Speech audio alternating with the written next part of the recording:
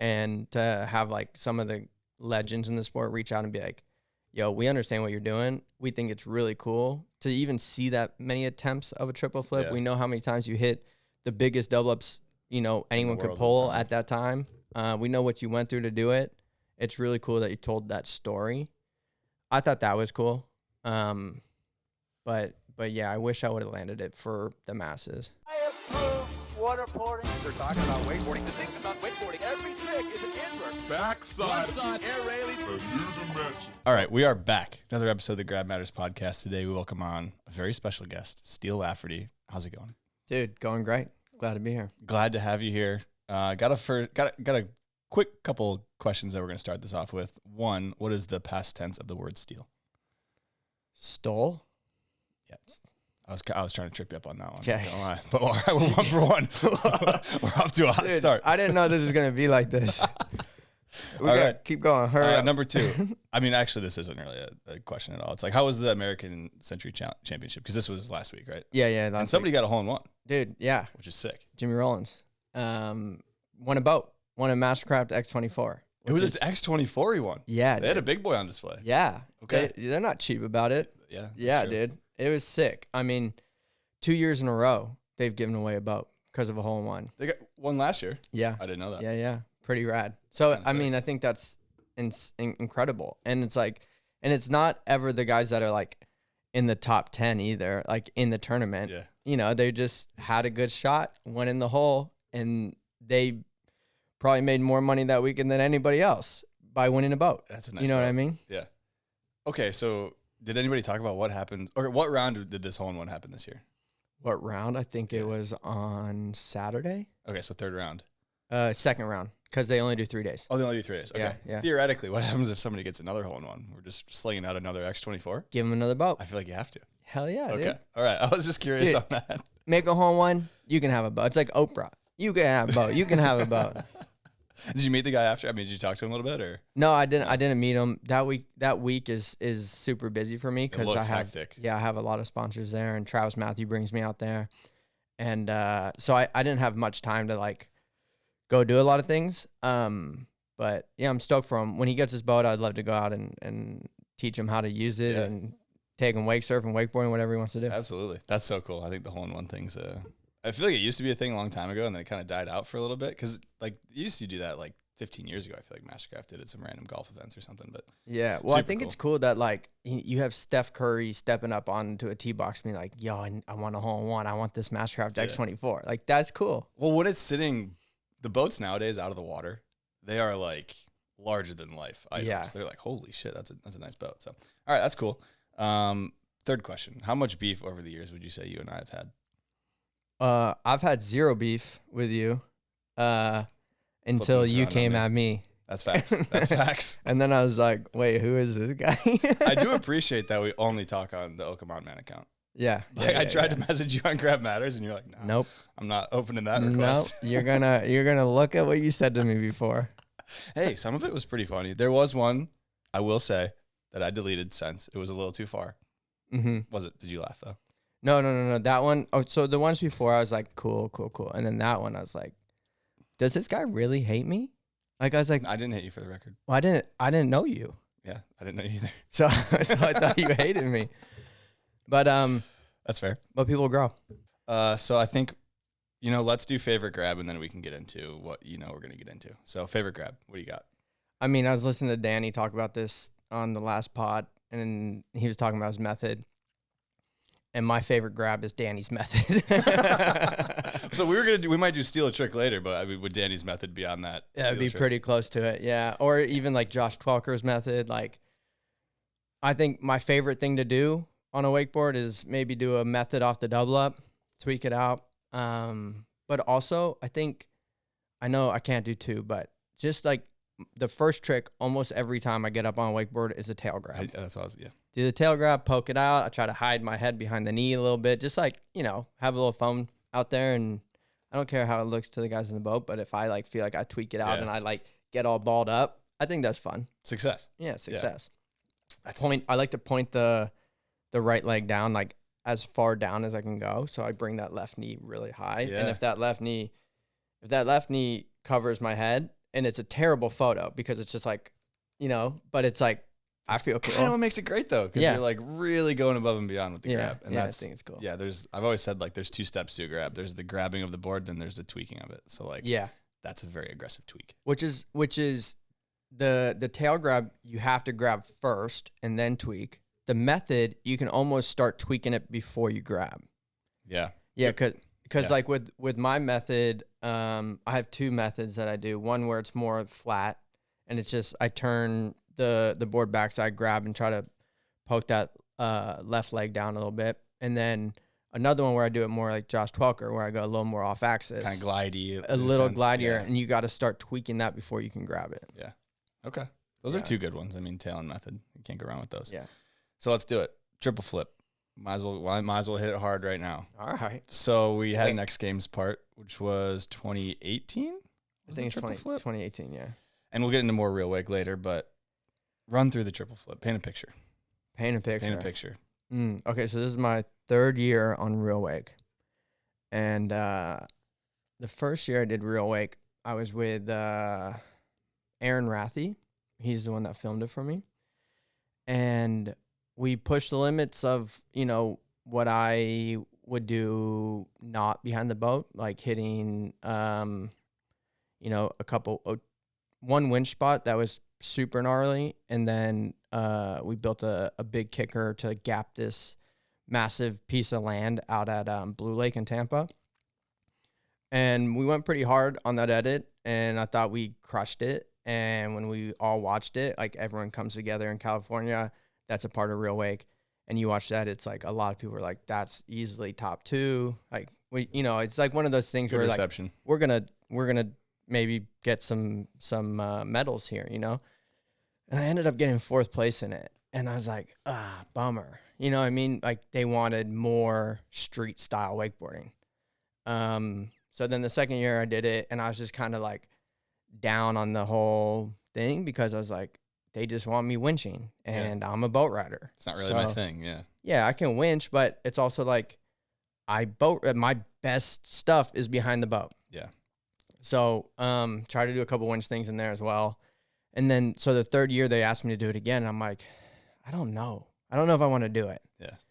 And they're like, we really want you to be a part of it. So I was like, okay, how can I do something that's way different, that's still behind the boat, like what I do, and maybe bring something new to the table. So me and Rathy talked about it, and I was like, I really want to do a triple flip. Like that's what I want to do. Like my whole thing in wakeboarding is progression. I want to see what you can get to, like what tricks you can do, how far can you take wakeboarding on the trick level. So I was like, let's try a triple flip like that. Let's make the whole edit about what it takes to do something that an industry thinks is impossible. And we had it was like, I knew I was going to land it. It was a feeling. I was like, we're going to land this. I didn't even try one before that, but I was like, I can do it. I can do a triple flip. I have the time. I have the rotation. I can do it. Like, let's make it happen, and let's show the progression of what it takes to land a trick. It's a video edit. It's not a best trick contest, right? Or it's not like a contest pass where it's like you did 10 tricks and these 10 tricks added up to X and you win the event. It's like, this is a video contest. It's like passion. It's putting the creativity in the hands of the filmer and the rider. Totally. Yeah. So our idea was, all right, let's do something different. This is my 3rd year in it. And if I can land a triple flip and put a video together that shows you what it takes to do something that everyone thought was impossible, that would be pretty cool. Yeah. So then a week, I'd say 2 weeks before I started filming, I was doing these like standing backflips in my backyard, and I collapsed the arch in my foot. Yeah. So if you watch the edit, you'll see that I have both ankles taped. Mm-hmm. And I started taping the other ankle because the one ankle had so much support in the binding that I wanted to feel similar to the other one, because I was holding up the arch of my foot. Like it was an artificial arch in my foot. Because I had a flat foot because I blew it out. And so then, let's see, we start we go up to Tennessee to like start hitting them because Mastercraft was supporting us on it as well. And they got the boats and the chase and they helped us do this because I okayed the idea with them too. I was like, this is what I want to do. I want to do a triple flip. And they're like, hell yeah, let's do it. We think you can do it too. So then we started going up there, and the first day that I got back on my board with the foot injury, I tried a triple flip and I almost landed it. So then we're all hyped and we're like ready to go. And I had them driving these double ups that were more like triple ups. So they'd come in, massive kink, turn around, hit that kink. And I mean, the double ups are like as tall as I am coming into it. Yeah. And then just sending it, you know, and trying to do the triple flips. I hit, I think it was like 280 something double ups in the span of like 2 to 3 weeks.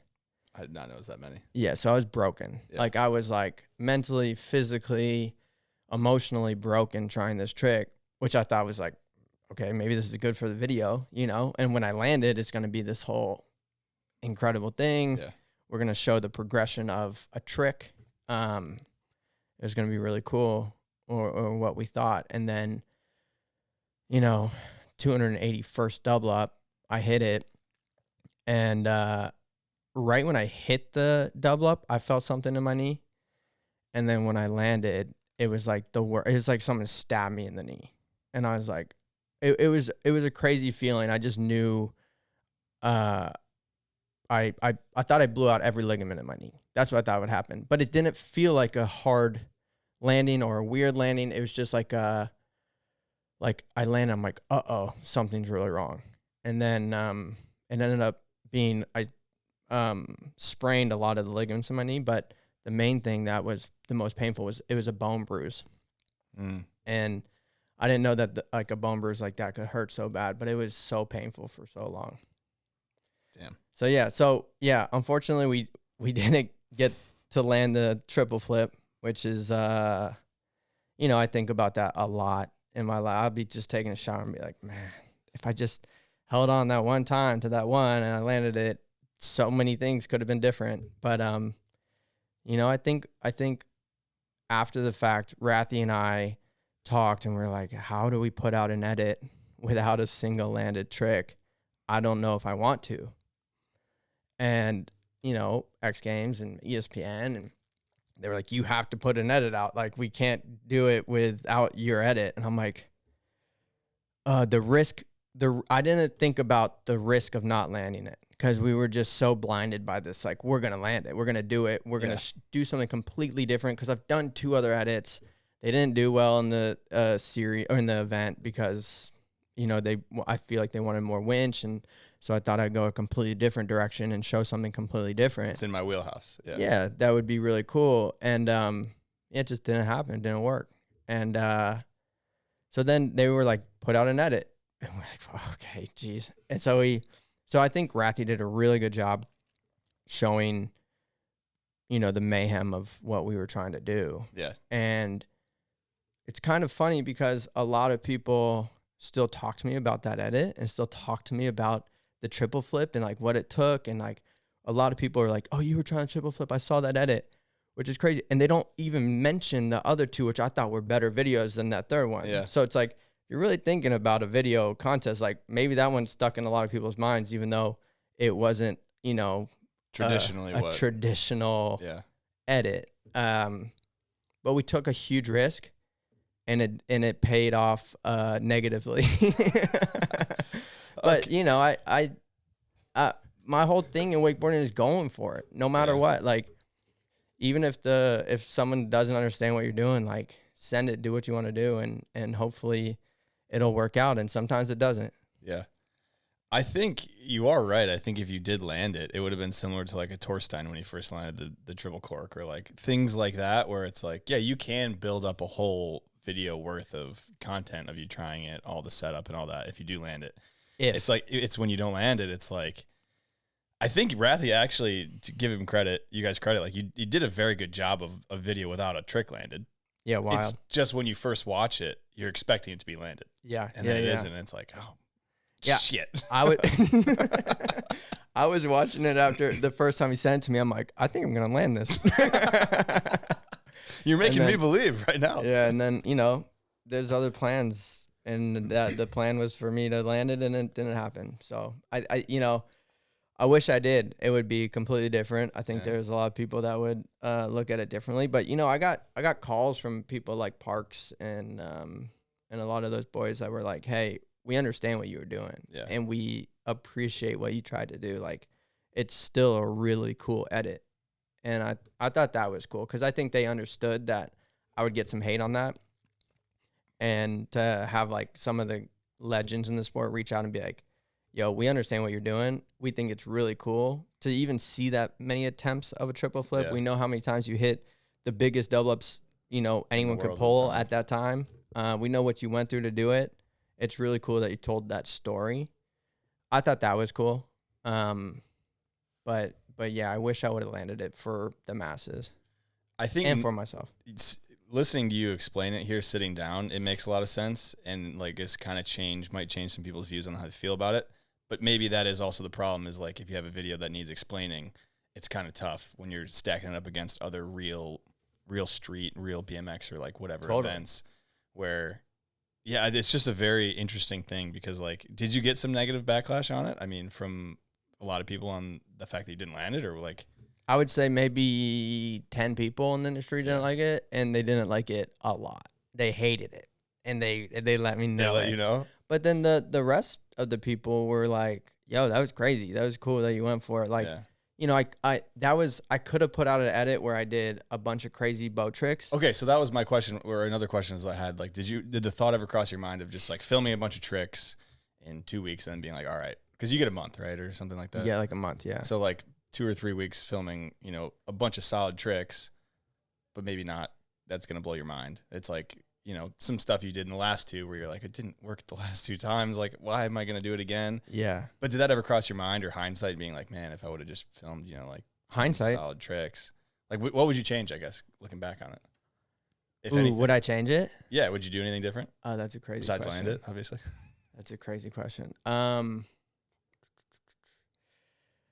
I don't think so. Yeah. I think I'd continue. I'd do it even if I knew it. If I knew I wasn't gonna land it, I would have just done whatever. I would have done my other tricks and done some of the craziest thing behind the boat, and then got fourth place, whatever. So but if I went back and I still had that mindset of like, I'm gonna land this thing, I probably still would have done it because I think it's different, man. And I know a lot of people like different. And if you're able to take that risk and then it pays off and you land it and you do something crazy, I feel like that's when you're more remembered.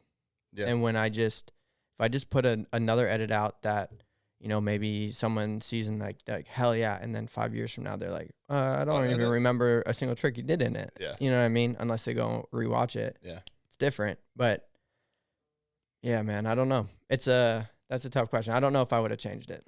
It's interesting to think about because you always think about the people who take the risk, and you're always told the stories of the people who take the risk, and then it pays off, and it's like this, great honeymoon, ends in roses, and it's great. Rarely do you see somebody take the risk and it just doesn't work. Well, I think 99% of the time people take the risk and it doesn't pay off, but you don't hear about it because it's not on the stage. It's not on the big stage. Totally. So and this was. Yeah, it's wild. But I'm going to take the risk every time. Yeah. And there's so many times in my career that I took the risk and it paid off. But, sometimes it's easy to remember the time you took the risk and it didn't pay off and when it's on a big stage. Absolutely. But, I don't think I'm remembered like that. And maybe to 5 to 6 people. And if they want to remember me like that, that's fine, dude. Yeah. Because I believe that what I've tried to do in wakeboarding and what I'm continuing to try to do in wakeboarding is, way more than one video part. Yeah, 100%. So let's, I guess, kind of more about the triple. Like, did you try it after? Like, have you tried it since? No. That was the last one was 281. Yeah. Wow. Yeah. Well, you know what it was? It wasn't even, I don't think it was even like the physical breakdown of my body or the injuring the knee. It was more the mental. Just, I went from loving the trick and wanting to do it because I thought it was like I was like excited for it Yeah. to just hating it, just like mentally, like Yeah. worn out, broken, and just be like, why am I doing this? Like, I don't even love it anymore. I don't even, if I landed it, I would be, I would be more relieved than excited. Yeah. So I don't know. I'm not going to do anything unless I'm excited about it. Yeah. So when Thomas landed it, I was honest feelings. super hyped. Hyped. Well, because there's two reasons I was hyped. Because one, Thomas is my boy, and I want to see Thomas succeed. And I know he's been working on it like crazy. And the second reason is it took a little pressure off of people being like, when are you going to do the triple flip? It's been done, dude. Come on now. Yeah, it's like, why would I ever do it? Someone already did it, and Yeah. I'm never going to do it in a contest, so it doesn't matter. Yeah, doing a different triple, nobody cares about. Yeah, Doing the right. triple is what people care about. Totally, Which you totally. did. So, actually, before that event, I went in. I was talking to him about it, trying to mentor him through it a little bit because obviously I've never landed it, but I knew what it took to try it. And when he was asking me about it, he's like, "What did you think about when you're trying it?" I was like, honestly, I thought about how much I hated it because I only gave myself a timeline. Like I was on a timetable to hit it. Yeah. Like I was given really 3 to 4 weeks to do this trick. So I didn't have the go out and try it a couple of times and then take a couple of weeks off and then go out and try it. And then, okay, today feels really good. I'm in the best shape of my life. Things are right. The sun's out. It's, let's go do it now. And then it goes and it happens. And I feel like that's how I've landed all my tricks. But when I put the timetable on it where it's like 4 weeks, do it or get hate. You know what I mean? It's like, that's crazy. So you hit so many double ups and you're just like, if I don't land this, and then you get hurt because you're just overthinking it. So you're pushing through because it's like, I have time and there's only so much of it left. Crazy. Yeah. Right. So with Thomas, I was telling him like, just try it when you feel good. And so like a couple of days before the double or nothing, he wanted to land it beforehand. So I went out and drove him some double ups and he got so close on so many. And then the double or nothing was coming and someone asked me, like, who do you think is going to win? And I said, Thomas is going to land triple flip. You said it. Yeah. I think it was Josh Palma. He asked me. He goes, really? You think Thomas is going to land a triple? I was like, I was pulling him the other day, and he was so close to doing it. I think all he needs is that a little adrenaline, a little maybe blackout of being in an event, having every one of his wakeboarding peers there, having fans there to just kind of black out a little bit and just come around on it and ride away. Like he'll forget the trick he'll forget the feeling of the trick because he was so in the moment. Yeah. And I was going to ride in that event, but I got COVID that year. Oh, this was a whole COVID situation. Yeah. Yeah, so I got COVID that year. And I knew Thomas was going to land that trick. So I called Josh, and I'm like, hey, I can't come to the event site because I don't want to get anybody sick, but can you get me a boat so I can go out in the boat I didn't know this. by myself to watch Thomas? Yeah. Because I know he's going to land it. And he's like, you really think so? I'm like, dude, he's going to land. I just know it. So I showed up like 30 minutes before Thomas was going to ride. And I was like feeling terrible. And get on the boat, me and my wife. And I just cruise out to the middle. I watch Thomas ride. He lands it. I freak out. And then all I wanted to do was go in there, congratulate him, be hyped with the boys. But I just had to go park the boat and drive home and then take Tylenol. But yeah, that's how much I believed he was going to land it and how much I wanted to support him, that I would come out and do it no matter what. Yeah. That's crazy that you on multiple occasions was like talking to Josh, like it's happening. It's going to happen. I think you can just you can sense it in someone sometimes when greatness is going to happen. And I just sensed it in him. He didn't even connect fully on it. There's like a good amount of room on the double up that he could have gone bigger. Yeah, but he didn't need to. I think sometimes he was going too big because he'd come out of them and land in the trough and still be rotating, because it's really hard to with a triple you kind of hit the double up and you just go. Yeah. You just go as fast as you can, and then you try to open up at the right time, but sometimes you've over rotated or sometimes you've under rotated. But I think he got the exact amount of height to get that triple around. So when he landed, It was a perfect timing. it was perfect timing. I think if he went a foot bigger, he over rotates and slips out. Maybe, who knows? Maybe he pulls it off. But I think you can't judge it now. It happened. It happened. So you think the quad's possible? Do I think the quad's I think possible? the quad's possible. I've never say never, dude. There you go. Justin Bieber. That's what we like to okay. That's what we like to hear. Yeah. All right. So I think that was some good triple talk, and we'll get into some more X Games Your Wake and all sorts of contest stuff later. But I think we briefly touch on, I mean, you're a Florida guy, right? So let's kind of talk about growing up in Florida, getting into wakeboarding, how that whole situation happened. Yeah. I grew up in South Florida, Fort Lauderdale, and not a lot of wakeboarding going down there. So I didn't really know of wakeboarding until, when, I was like 8, 9. And my parents would rent a lake house out in Lake Placid, Florida. Not the Lake Placid where they get the big old gator in New York, but the Very one, different. the one in Florida. And one day my dad just brings a wakeboard home. It's like a 140 O'Brien big wakeboard. And he's like, this is a new cool thing. Let's do it. And my mom was the first one to get up on it. And she rode it. She got up on it and just butter slid it the whole way. She's like, this is terrible. This is the dumbest thing we've ever done. And then we all tried it. We all just butter slid. And I was like, this is horrible. Like, what are we doing? And I was 9 or something. And we ended up putting in the DVD that came in with the wakeboard. And we see these people doing tricks and riding it like directionally. And we're like, oh, okay, let's go try this. So then we went back out that day. My dad had a Mastercraft Pro Star, I think it was a Stars and Stripes edition. Really? Yeah. Sickest ones. Super sick. We figured out how to ride it directionally, and then I got decently good at it. If you want I can give you the long story. Yeah, sure. Okay. So the longer story. Yeah. Most of the time I just tell people, I got good at it, fell in love, and then Well, it's a wakeboard podcast, so people are probably kind of interested in the... Yeah, so okay. So here's the long story. So the way my dad got the boat was through the internet, and the internet was pretty new back then. So he was like, okay, you can buy things on the internet. So he bought a pair of socks, and the socks showed up to his doorstep. And the second the socks showed up, he's like, all right, time to buy the boat that I wanted on the internet. And then went and bought the boat on the like internet. a proof of concept with socks? Yeah. Yeah. He proved it with socks and then went and bought it, the Mastercraft Pro Star. And so that's how we got a boat. So then I was 9. We learned how to wakeboard. And then that same year, we're back home and we're in the pool. And we have one of those inflatable couches. Like, remember the inflatable couches back in the day that you could put in the pools or whatever? With the little cup holders in them? Yeah. So me, my brother, and my friend were on that, and we just like flip it over backwards and swim to the side, and whoever swam to the side wins. Like whoever gets to the side of the pool first wins. And I was behind my brother, my older brother, and he sees me gaining on him, and I'm pretty sure he did this on purpose, but he kicks me in the head.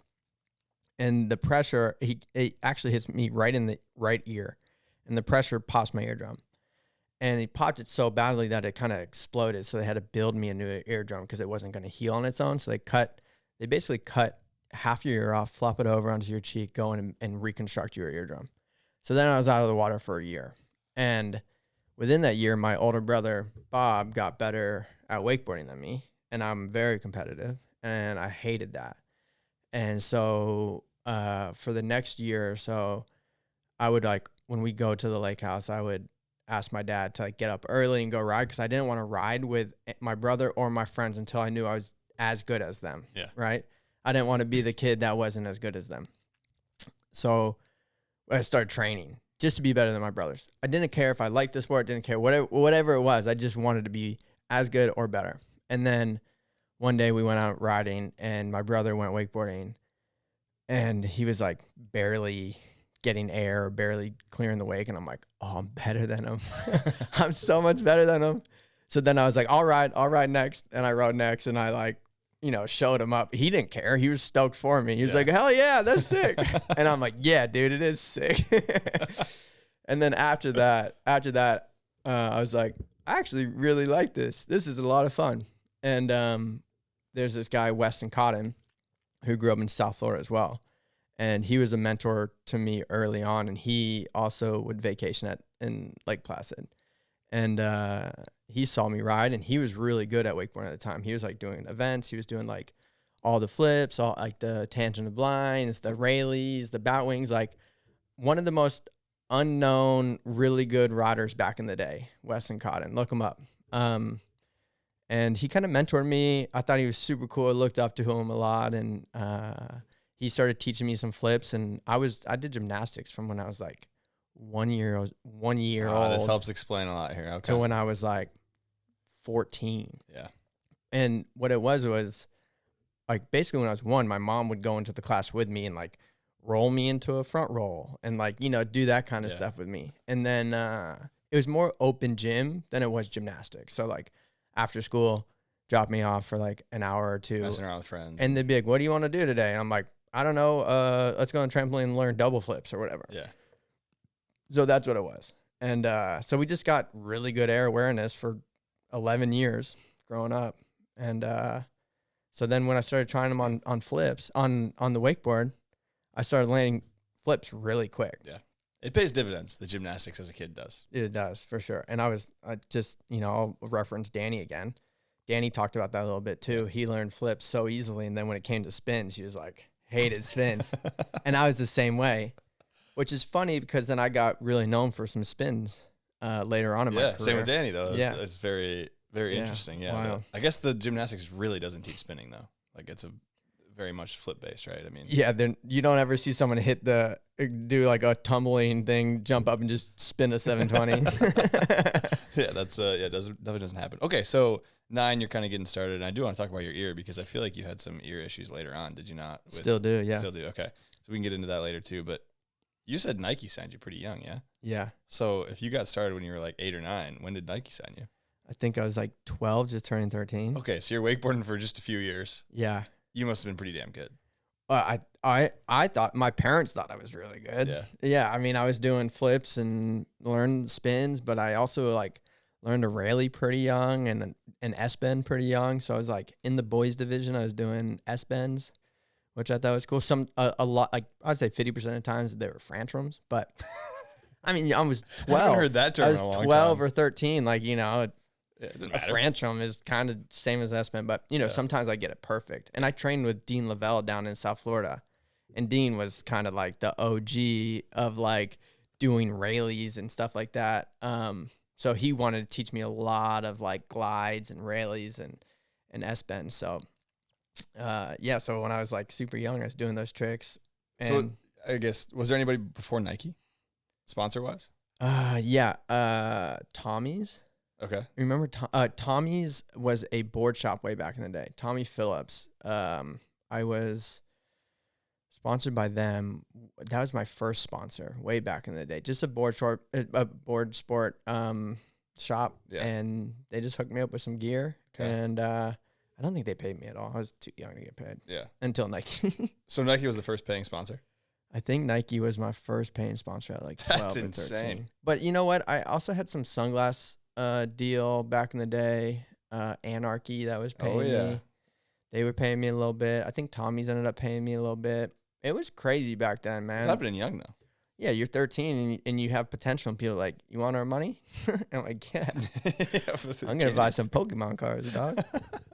Okay, so we got to talk about Nike. So Okay. I mean, I guess they'd probably come to your parents and you like as a group to like, how's this happen? Okay, so this is crazy. So it was an NKE 6.0.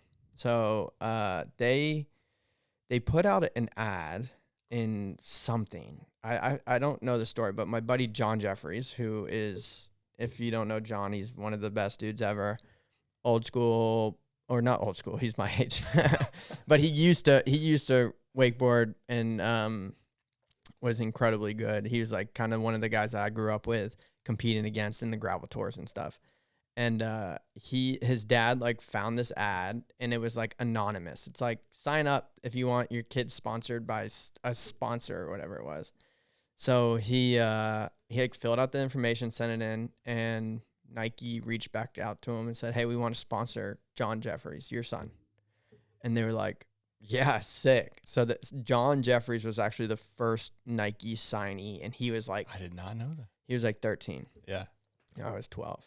And so then this guy JMO, who is the like the team manager of Nike, like comes down to some of the events and like is hanging out, and I think they're also kind of scouting for some more kids to Building sign. a bigger team. Yeah, so then I was like best friends with John, and we were like head to head in a lot of the contests. So then what they asked, like a couple months after they signed John, they asked us to sign me, and sent my dad a contract that paid me pretty well and a couple-year deal, and they were like, yeah, we want to sign your son, your 12-year-old, 13-year-old son. And my dad's like, yeah, okay. With Nike, yeah. Sure. Yeah, crazy. So how was it? I mean, was Nike all right? Like, what are we talking about? You know, you remember? Oh, cash-wise? Yeah, cash wise. Man. For the first one. I think the first one I was like, it had to be between 1,000 and 2,000 a month. Yeah. It was pretty wild. Like I think maybe like probably closer to 1,000, maybe 1,250 Yeah. a month, which like back then was still a psycho contract. Yeah. Right. And yeah, I just remember my dad like at the kitchen table like explaining to me what this contract meant. And I'm just like losing it, just thinking about how much candy I can buy, how many toys I can get. I'm 12. Yeah. You know what I mean? A I'm like, child, basically. yeah, I'm gonna buy a skate ramp. I'm gonna buy, like, I thought I could buy anything I ever wanted to buy. Yeah. You know, like before then I saved up all my money and all I had was $1,000. Like, you know, from doing chores around the house or whatever. Like I would always just save up my money. I had like a stack of like ones this big. I thought it was sick. Try to make it look big. And then when I heard I was gonna get that amount every month, I was like, that's insane. Yeah. Yeah, so they signed me, and then they also had incentives on that. Like if I got like in the magazines or my sticker was shown on something, like you could make more. I think I was excited about the money, but I was more so excited about all the shoes that showed up at my house. Okay, I was gonna every ask how month. much gear you're getting. Bro, I get probably 20 pairs of shoes a month. Yeah, crazy. And whatever I wanted, if I just like, you know, sent in a list and they'd send it all, and then I also they would just send whatever else if I didn't send in a list. They'd just send all the new stuff that they made. Yeah. And I just remember having like at one point just having like a couple hundred pairs of shoes in my house, and my friends would just come over and I'm like, if you can fit into them, take them. Yeah. Just take them. I don't know what to do with all these shoes. You know, every day was almost a new pair of shoes. So tell me about some other gear, because I feel like I remember the riding shirts. Like you would ride in Nike Swoop, and it was like the sickest fucking shirt. It was just red, I think, with the black swoop you rode in a lot of times. And like I saw people in Michigan, like boat riders and Vimeo edits like 15 years ago or whatever, around the same time, or maybe 20 years ago, like a long time ago. And they're riding in that same shirt. And it was just like, I don't know, it was the sickest thing. It didn't say Nike. It didn't say anything. It was just the swoop. Like, was that kind of the vibe of the 6.0 team? It was just the swoop, basically? No, actually it started as the Mutants. Yeah. Remember those? Yeah, the Matt like little kinda ran green through mutants, that a little right? bit. Yeah. So it started as that. And yeah, I was a kid, dude. I didn't know it was cool. I just wore whatever they sent me. I thought everything was cool. So I didn't really have a grasp on that until later. And then I just started wearing kind of like the Nike Action stuff that was kind of like a little bit more chill. And I thought that was cool.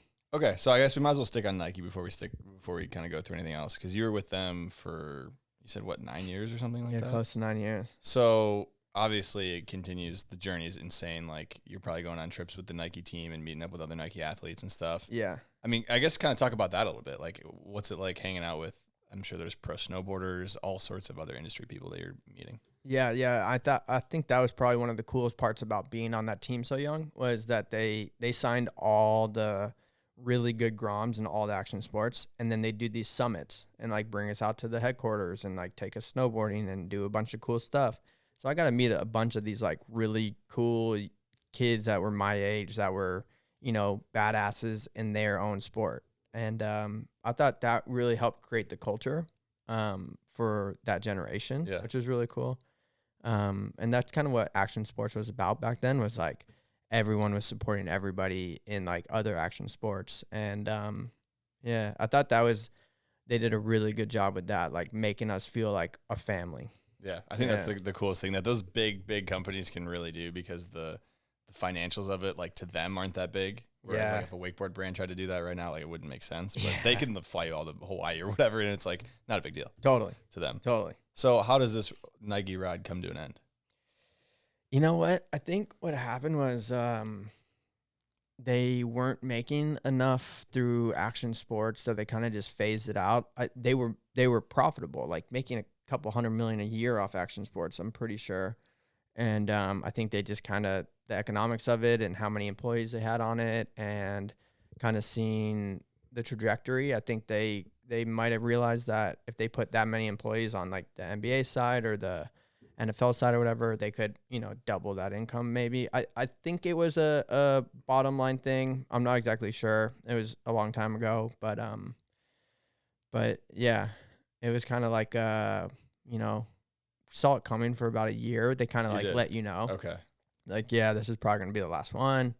You might want to start looking elsewhere. They were pretty cool about it. They weren't just like, here, out, done. It's over. I've been with them for 9 years. They were really cool. Yeah. So yeah, until I was 21, I think. Interesting. Yeah. Which is crazy, because like that is a lot of people's beginning of their career. And Yeah. you had a whole 9 years with like the biggest brand arguably in the world, like one of the biggest brands. Yeah, it was wild. It was cool though, because, as a young kid, I got to see how, big companies work, and really feel like a part of it. So, I got a lot of different experiences with a lot of cool companies throughout my career. So, being a young kid growing up in that like world, and like them being pretty honest with you and open with you about how things work, and like going into their headquarters and seeing it all, it's pretty rad. Yeah, absolutely. Nike is definitely a cool company, but they did pull out of the action sports a while ago, so that was a tough one. Yeah, I think that's also tough on action sports sometimes. Like when a big company comes in like that, takes a bunch of the athletes, and then they pull out. Sometimes that can really create a little crater in action sports or whatever sport it was, because there's a lot of other small companies that weren't able to compete against that. Yeah. So yeah, it's tough when that stuff kind of happens and they end up pulling back out of it, because it definitely sets a sport back a little bit when maybe one company takes too much hold of an industry. Yeah. Yeah. There's not enough competition. It also, I feel like, maybe skews a little bit of how much you can truly make as like a professional athlete in an individual niche industry, where it's like if you have wakeboarding that sustains itself with wakeboard sales and everything within it, and then you have a Nike come in from outside paying, X amount of dollars to someone like you or other riders, it's like, well, that money isn't necessarily like representative of what wakeboarding's doing. It's representative of what Nike's doing. Right. It's like the Tom Brady effect, where everyone's like, well, if I don't win 3 Super Bowls, like my team's a failure. It's like, well, right. if you win one, like if you're making a living wakeboarding, that's fucking sick. Like you don't got to get rich off of it necessarily to be a success. So that's just, that was interesting that you said that, because it is there's two sides of that, where it's like they paid a lot of people a lot of money, and they also, when they left a big hole. Yeah, big totally. crater. So Yeah, I mean, it's like, on one hand, they help people make a career and gave us everything we needed to do to create a career, and then the other time, like it's a business at the end of the day, and they see bottom lines and they got to make decisions, and when they pull out, it creates a crater. Yeah, I remember in snowboarding there was a whole movement going around when Nike originally came back in. Because I think they tried it in maybe the late 90s, early 2000s in snowboarding, and there was a whole movement of like, don't do it. And they had stickers of don't do it and all that stuff. And it's just interesting. Like, it's an interesting thing to study and look at, of these different companies with a lot of money that come in, and the culture and all that stuff. But yeah, I think companies are learning though, like, I think it's really cool, because I've been able to be a part of a lot of cool companies in wakeboarding, and, non-endemic and endemic sponsors.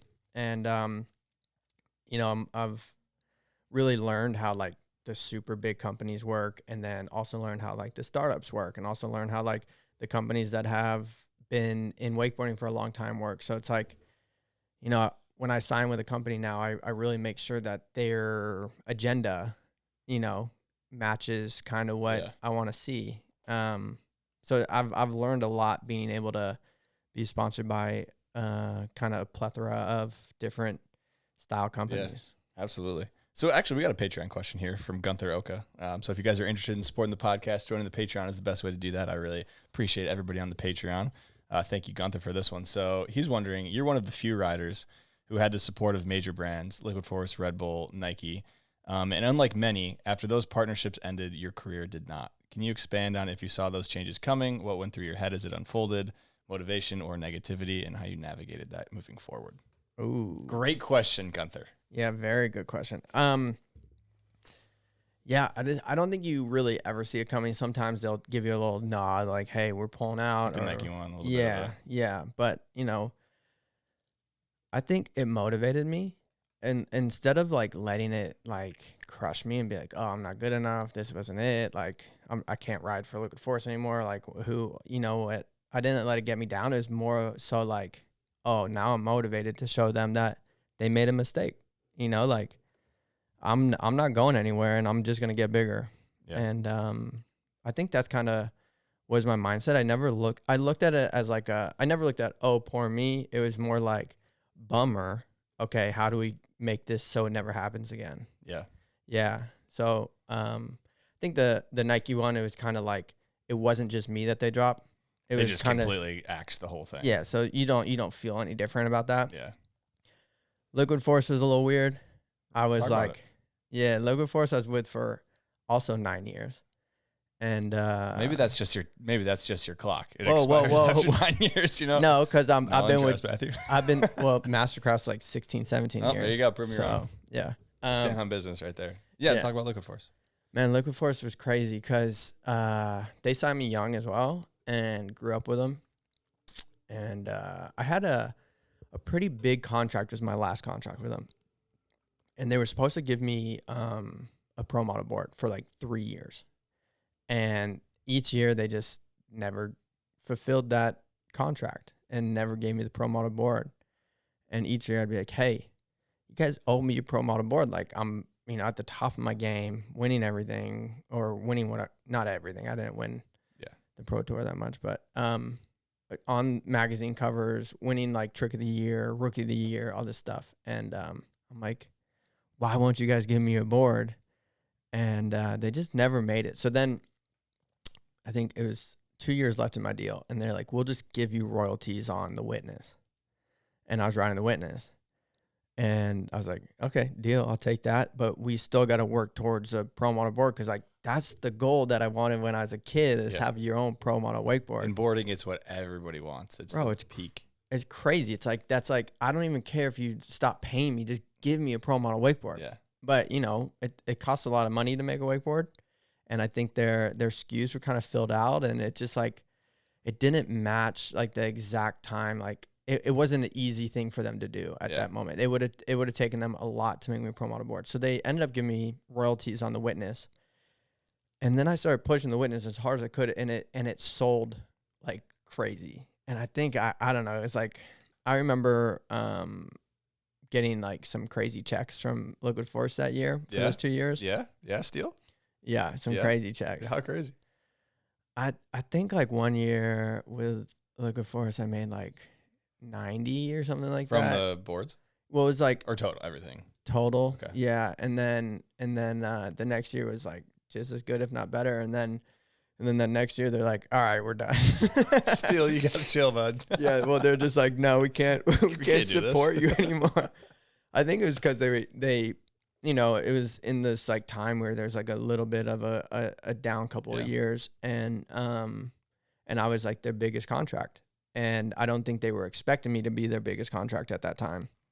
So then instead of cutting back like 30% on everybody's deal, they could just cut me. Yeah. I think that's what it came down to, and they didn't fulfill the pro model deal, and it got them out of that. So there's there's some bad blood there for a little bit. And, I never took it out on them. I never it's just sometimes in industries like this, that stuff happens, and, unfortunately it was just the timing of everything.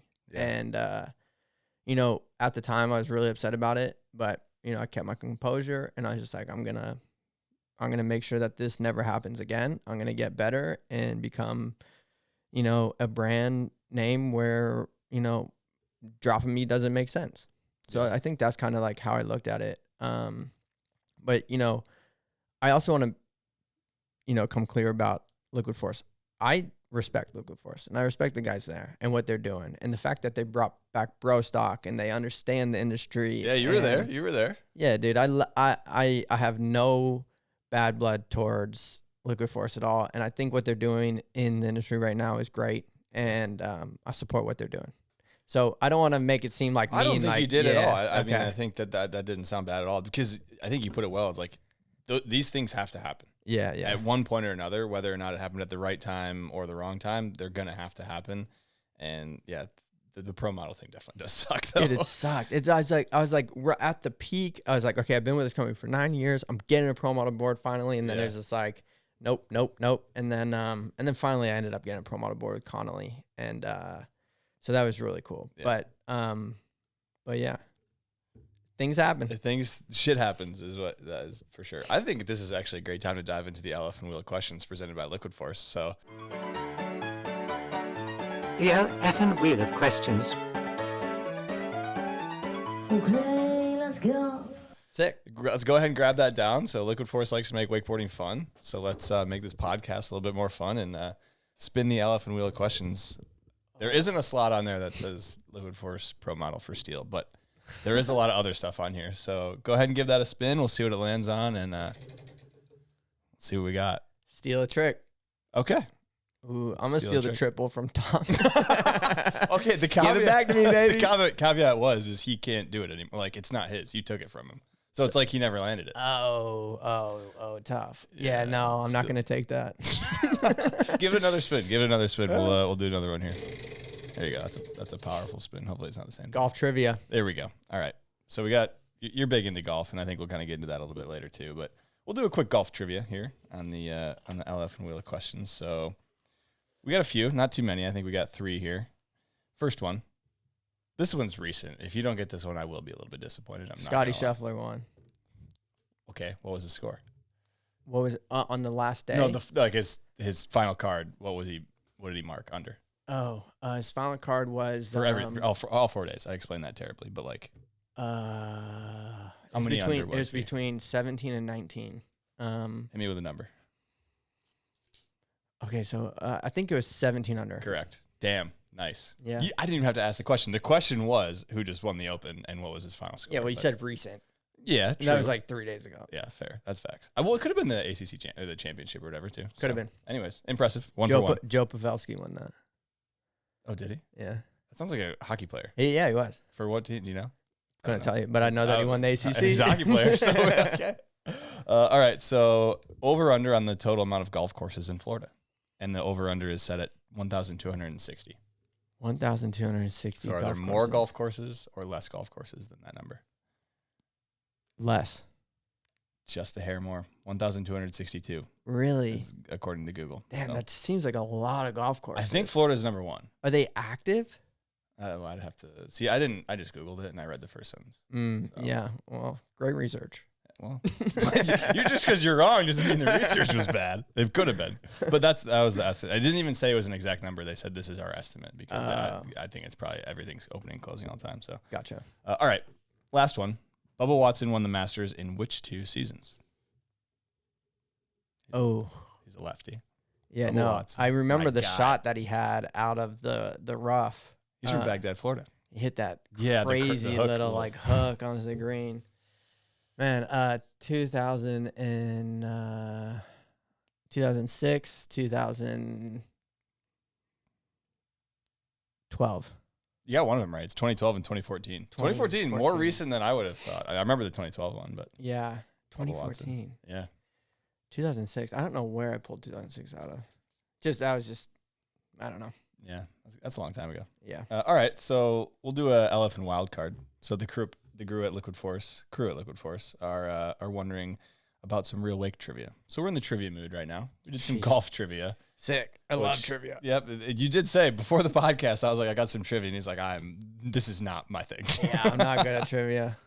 And these are pretty specific, but I think you might get the first one. Okay. So, who was the only rider to land a wake-to-wake 1260 in their real wake part? Corey Tunison. Real wake part. Oh, in the real wake part. Yeah. Wake to wake 1260. Wake to wake 1260. Malinoski G 23. You can think yourself into this one. I guarantee you can. 2015. Wake to wake? Wake to wake 1260. It's outside, obviously. It might have been switched to. I can't remember. Who did a wake to wake 1260? It's a guy. When you hear this guy's Showed up? name, no, Nick? no, Who did a wake to wake 1260? you're gonna be like, I can't. Mike Dowdy. Oh yeah, Mike. Exactly. Dang, Yeah, that's dude. what I'm saying. Yo, I miss Mike Dowdy. I just don't see him in the industry much anymore because he moved out to Michigan. So I Yeah. just kind of. He's Damn, still sorry, in it, Mike. but yeah, he's yeah. Yeah, sorry, Mike. I knew you were gonna know that one right when I said Yeah. So I told you the trivia ain't my it. thing. We're all for one. I've hit my head way too many times to remember things. We got 5 more. So No, can we do 3? we got to do all 5. Well, just These are pick- good ones. Just pick your best ones. Okay, all right. What was Aaron? Now I really want to do all. You're going to come in here, the Grand Matter studio. And just, all right, who won the 2016 Real Weight Gold? Ooh, I'll give you a hint. Australian. Brenton Priestley. Yes. See, okay, we're on the up and up now. Yeah, I thought I could have got that one without the hint, but I appreciate it. Yeah, well, you sounded like you kind of needed it there for a little bit. Yeah. So. Well, All right, I we'll give you a need hint. No, more hints. More hints. Okay, in the 2017 Real Wake, whose opening clip had them almost dying from them smashing their head on a metal handrail Oh. with no helmet? Oh, in 2016? 2017. Oh, 2017. 2017. Alabama guy. Yeah, no, I remember. Great part, by the way. Great song too. Roki said. Did he? Like his Did he dead ghost also? or something? Did he? This is the opening clip. Yeah, yeah. The part's yeah, good. Yeah, the part is good. Dreads, jean shorts, tight jean shorts. Did the upside down wall tail ride? Yep. The yep, tail tap. Yep. You know exactly. Dude, what I I'm know, talking I about. know who it is. Alex. Yes. Yeah, Alex yeah, Graydon. yeah. Okay. Alex All right. Graydon. We got there. I just haven't talked to Alex in a while, so I remember the face, and I was like, I know who this is. Yeah. Yeah. Okay. Yeah. Okay. So okay. He's there a we G, dude. That guy is crazy good on a wakeboard. go. Yeah. Insane. The tail Creative. tap under the bridge was, Top wakeboard moment of all time. dude, unreal. Of all time. That was so sick. All right. What was Aaron Rathy's ender in his 2017 Real Wake part? Wasn't it that like back 10? No, that was what he won Trick of the Year with Yeah. way back in the day. The ender of his real wake part in 2016?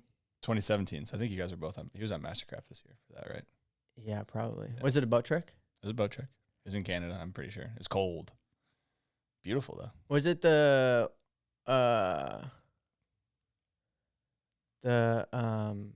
one leg back roll? Yes. No, it Yeah. wasn't the back roll. It wasn't the back roll. What was it? It was a one-footed switch-wrapped indie heel. Yeah, flip that's what five. it was. Yeah. Okay. Yeah. I'll give you half points for that. Yeah, You okay, I'll got- take half you got- points. yeah, I out remember there. that he just did it with 1 foot in the binding. And grip tape on the board at least. Yeah, But yeah, that's right. nutty off the double up. Yeah, that is Nobody nutty. be doing that. That was crazy. I gotta go back and rewatch that. That was so sick. That is a good one. I gotta rewatch Alex Graydon and Rathy's parts. Graydon's that- is really good. Yeah, Really yeah. good. Who filmed and edited Gunther's 2018 X Games Real Wake part?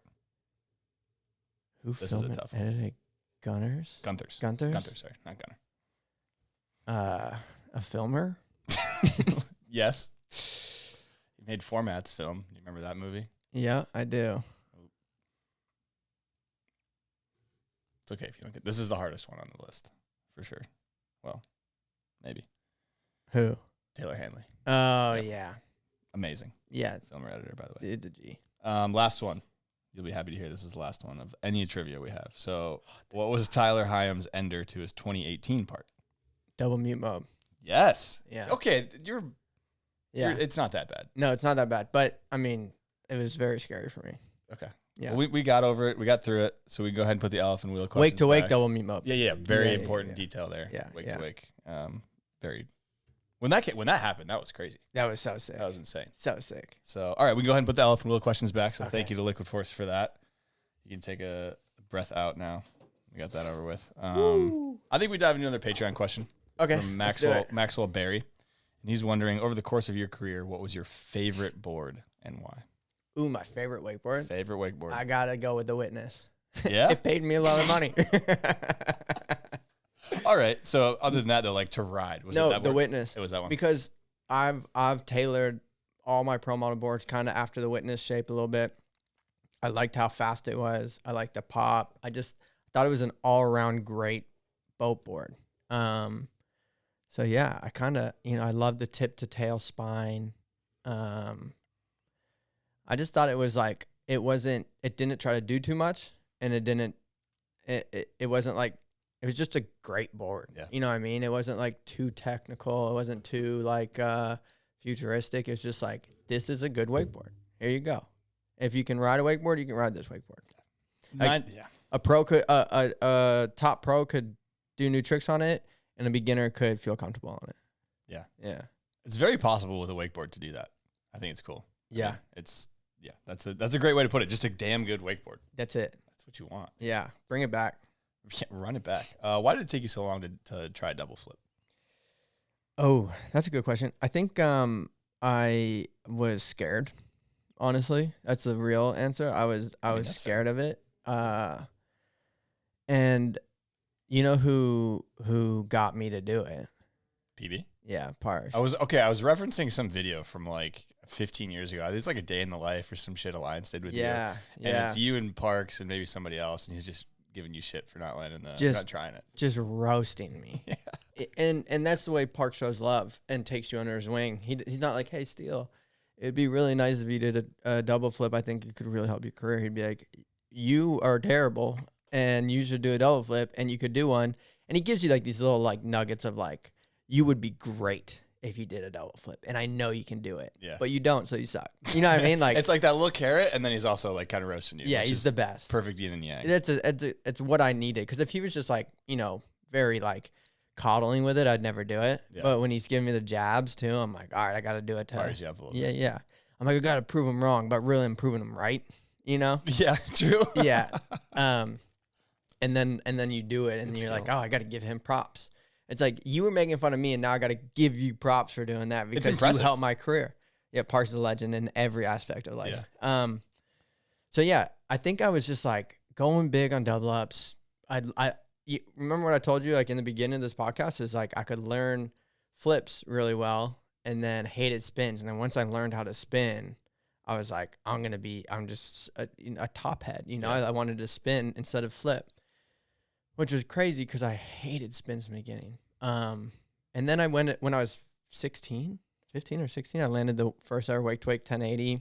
And then I was like, all right, this is it. I'm going to be a spinner. Yeah. And then I kind of like took that a little too far, and Parks kind of reeled me back in. And I think I don't even remember when I landed the first double flip, but it was, I remember I had a couple contracts coming up, and Parks is like, hey, you need to do a double flip right now, because I think these companies are looking at what you're doing, and they want to know that you're continuing to push the flip side of The your double flip is the progression right now, yeah. which was kind of crazy because like, contracts back then were kind of based on what you could really just do on a wakeboard. Yeah. They're a little different nowadays, but, so then I just remember going out and be like, all right, I got to do it. And then I landed a double half cab roll first. And then once I landed that, I was like, oh, these aren't that bad. And then I just kept going on doubles, and then gave Parks a handshake and said, thanks for reviving my career real quickly. It's A little CPR to the double flip. I was probably a year behind on double flips. Like, there's probably only really 6 people doing them. Yeah. But he knew I could do it, and he pushed me to do it. So shout out PB. Thanks, Shout out dog. Parks. There we go. Yeah. He's always affected in little ways you don't know He took- sometimes. That Claremont, when I moved out of Claremont after high school, that Parks, Kevin Henshaw, Danny Harf, Rusty, kind of all took me under their wing, which is really cool. Yeah. And they're not the coddling type. They're definitely the push you to the limits and make you learn on your own, but like in the most like exciting way. So you mentioned Henshaw there for a little bit. Yeah. Dude. So Garrett Cortez is wondering, what's the craziest story you have from the Hotel Henny days? Craziest story? That's what yeah. I don't know. Too young. Can't remember it. Classic alibi. Classic cop out. Okay. I just remember I was like 17 or whatever, and I would just get calls from Henshaw downtown and be like, you have to come pick us up. It's Just 3 Uber steal. It's 3 a.m. And I'm like, can I take your truck? It was like all whited out. Like, I thought it was so sick. He's like, yeah. I remember making those trips a couple of times to pick up the boys and then them all just being hammered. And I'm just like this 17-year-old kid just like ripping the boys back. And then also like, you know, sometimes to be like, you can come out with us. Like, you know, like, Every now and again. yeah, I think once they got me out the first time, and because back then, dude, Orlando was owned by all the wakeboarders and people that knew wakeboarders and like all the bars. So like they kind of knew who we were, and they knew who like all the pros were, and they knew who like I was coming up, and they knew our age. They knew my age. Yeah. But like if you know, we're good enough at wakeboarding, they'd be like, here you go, come on in. It's like the pro athlete treatment. I mean, like you see it in all the other sports too, but Orlando is probably the only place in the world that really could happen to that extent, which is yeah, totally, or did at least was cool. So yeah, speaking of all white, you remember the all white kit you used to rock, wake pants with the? I mean, I don't think you used to rock it, but I think you rocked it for a video. Like I rocked it one time. One time, shit was nasty, dude. Are you gonna bring that back? In my baby blue boat, right? Yep. Yeah. You got to run that one back, dude. Yeah, maybe I should hit Travis Matthew, tell him to make for my next signature collection. Yeah, next drop. Do an all white drop. Yeah, sweats. I'll put some clips of that in. That'd be sick. Yeah, you were ahead of your time with that kit. Yeah. I think I was just having fun that day and just was like, I'm gonna rock this, dude. Well, I think you were hooping. Were you hooping in that video? I was hooping in that video. That makes sense. Yeah. That was a big hooping phase of my life. Dude, I'd go to 24-hour fitness and just do pickup games. Yeah. Yeah. And I remember like the first time I went when I got to Claremont, like got picked last because, you know, 5'8" white. Out of your control. Short dude, out of my control. Happens. They're like, nah, this guy ain't gonna be it. And then the first game, I remember someone was going up for a dunk and I like jumped as hard as I could and blocked them. And everyone was like, whoa! And then I got picked really quick and became captain a lot.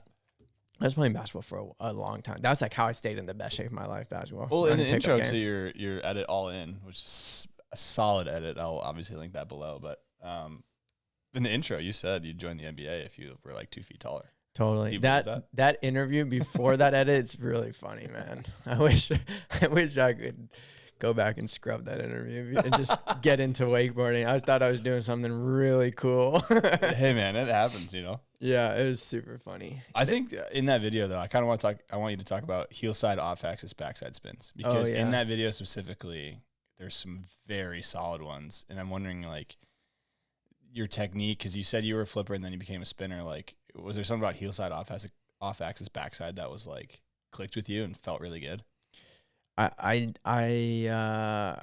used to spin flat, and then one day I was just like, I gotta spin off axis so I can spin a little quicker and feel a little better. I didn't like the way flat looked either, so I just started trying to go off axis a little bit, and it was all about the cut, the way that I cut into the wake and released off the wake, and it just kind of like put me on this like perfect little backside off axis spin that a lot of other wakeboarders, like I remember Phil Sylvan back in the day.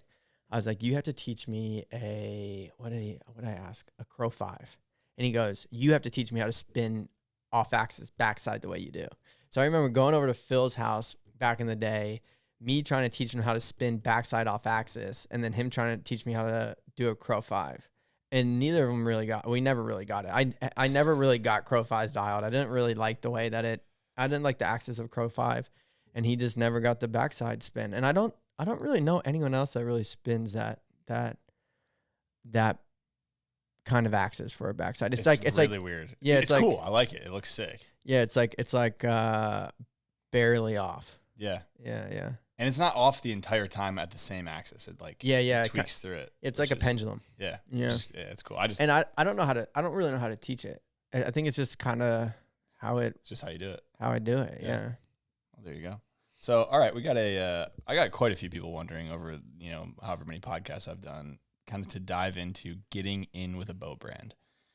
Because I think a lot of wakeboarders on the boat side of things, obviously, that is, aside from a pro model, getting in with a board brand or a boat brand is like the peak.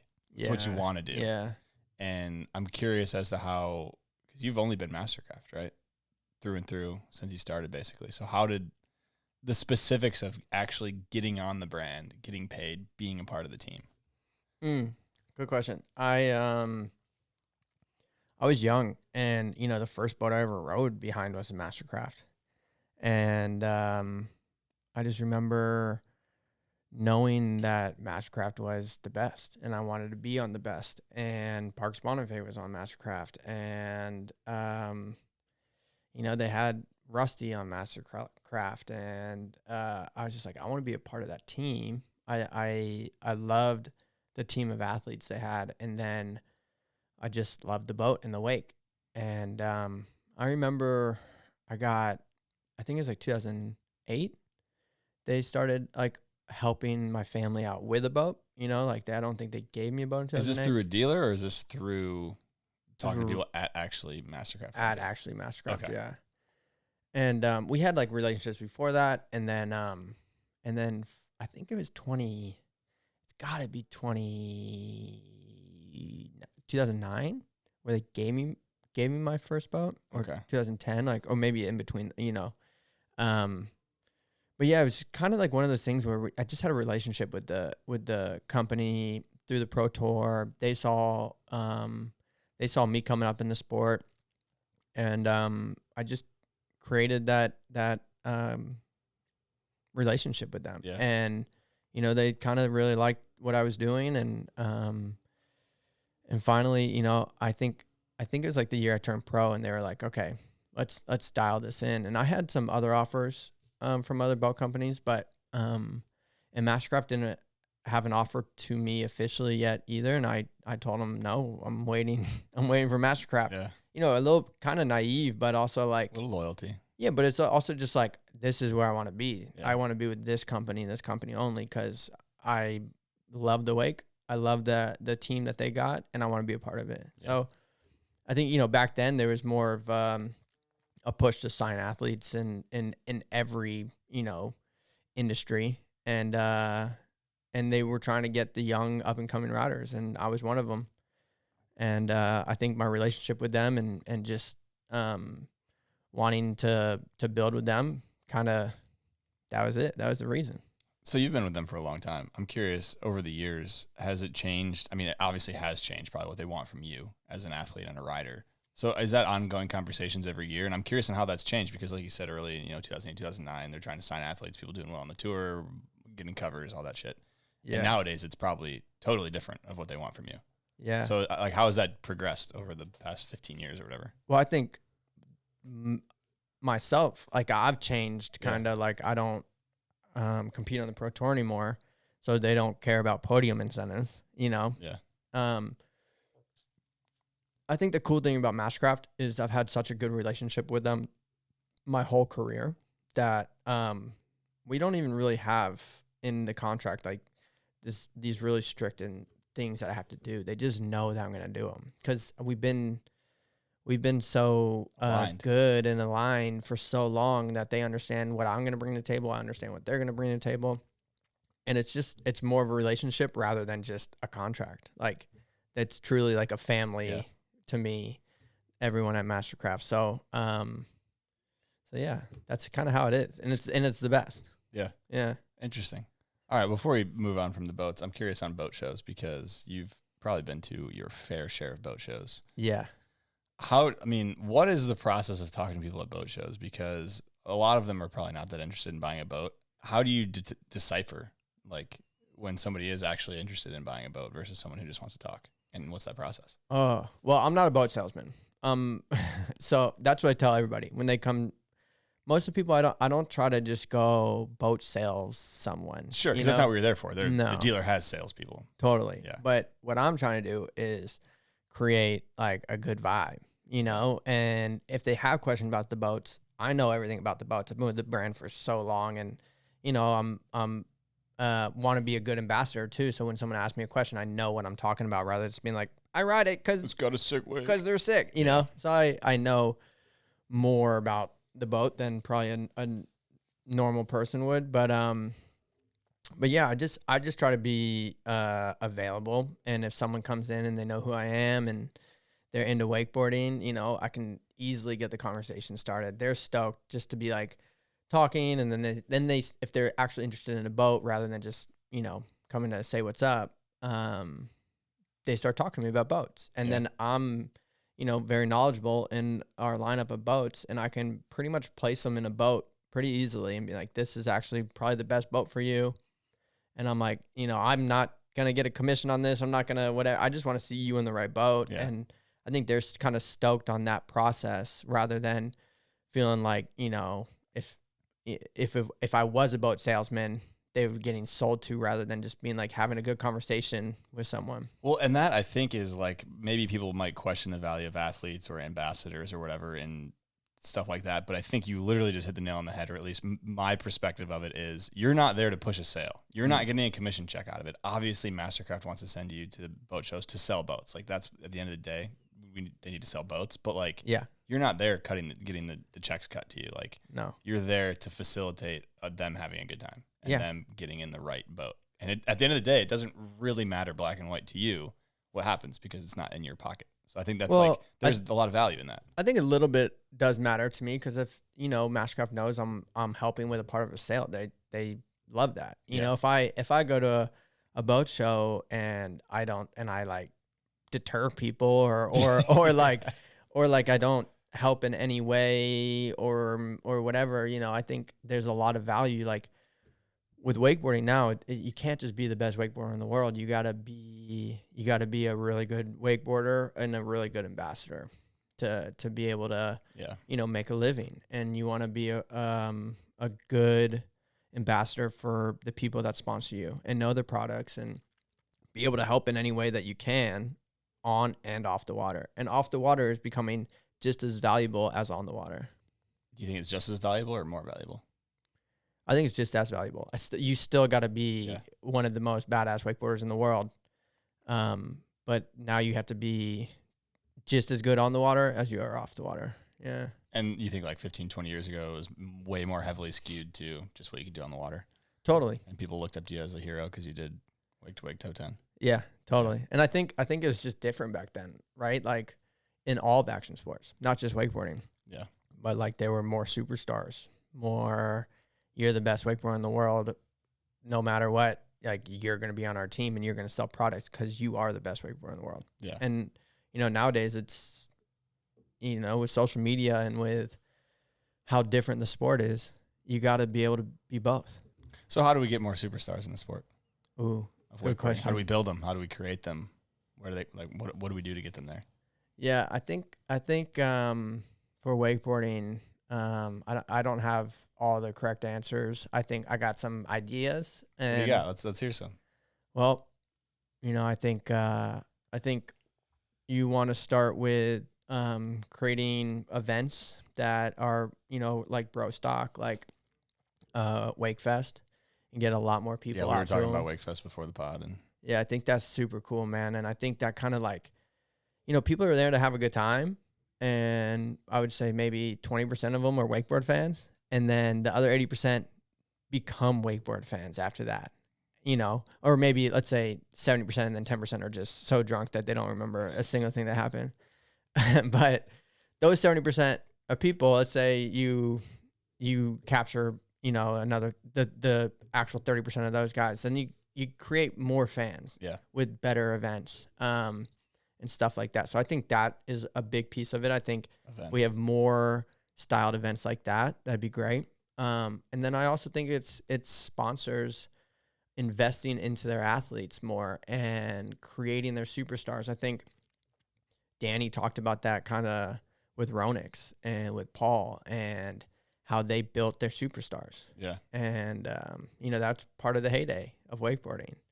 And I think board companies and boat companies and kind of everyone as a whole in wakeboarding needs to help build their athletes up.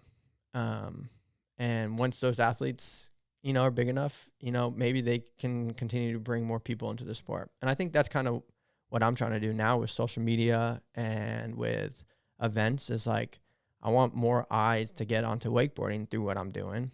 And if I'm not, competing at the crazy highest level right now, wake to wake, what I can do the most is get eyeballs onto the sport. So, it's beneficial for me. It's beneficial for my sponsors, and hopefully it's beneficial for the whole wake community in a whole. Yeah, and I guess to your credit of saying, you have to still have the skills on the water. Like, you've had that resume now where you can go to wherever events you go with all these other sponsors you have that are not in the industry, and you have that resume of like, yeah, I'm a professional wakeboarder. I did all this crazy shit. And like, do people ask you about wakeboarding when you're going? And because you're probably introduced, right, as like, I'm the professional wakeboarder. Yeah. Like, are people asking about wakeboarding and stuff? Yeah. Oh my, Okay. that's the first thing they want to talk about. Because I would say 90% of the people I meet are like, they're like, I've wakeboarded. I love this. We go on this boat all the time. Like, and they want to talk about that. And then they ask me about my things.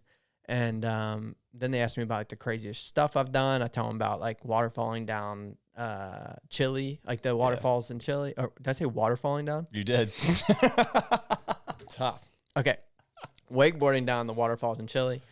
And Big ass waterfalls. Yeah, and then they asked me about like the best contests, and I tell them about like throwdown with Mastercraft back in 2017. Like that was the craziest. That was probably the craziest day of my wakeboarding career. That was in Michigan, right? No, that wasn't. That was the throwdown the year before. 2016. Okay. So this is 2017. Yeah, this was actually in Orlando. It's the double up contest. Oh, okay. Yeah, and so we start talking about wakeboarding that way, and someone is always like, yeah, dude, we always go on the boat this summer. So yeah, a lot of people really love wakeboarding, but they don't talk about it as much unless they know you're a pro wakeboarder. Yeah, true. All right. I had Jeff McKee on the podcast, and I've had Ollie Jerome on the podcast. So this is a Slingshot thing. Okay. Curious, was there an offer? Was it true? The you and Raph Jerome situation with Slingshot way back in the day? Did they offer me something? Yeah. Was there talks of you and Slingshot? Yeah. I don't remember though. I couldn't even pull the details, but I do remember talking to Slingshot about it. But I don't know why it didn't happen. But yeah, it was going to be like a me and Raph Jerome signing.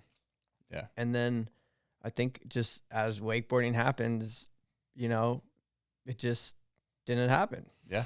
Very interesting. I've just, the whole situation's fascinating because I didn't know anything of it before. Yeah. And it's funny to think about like you and Raph, like how that would have changed Slingshot, how it would have changed the other brands you guys were both on. Like, just a whole the butterfly effect, right? Yeah, right. They might be still making boat boards. Who knows? Who knows? I think that was one of the reasons I didn't sign is because the whole flex thing was. Yeah, I didn't like the flex thing. It makes sense.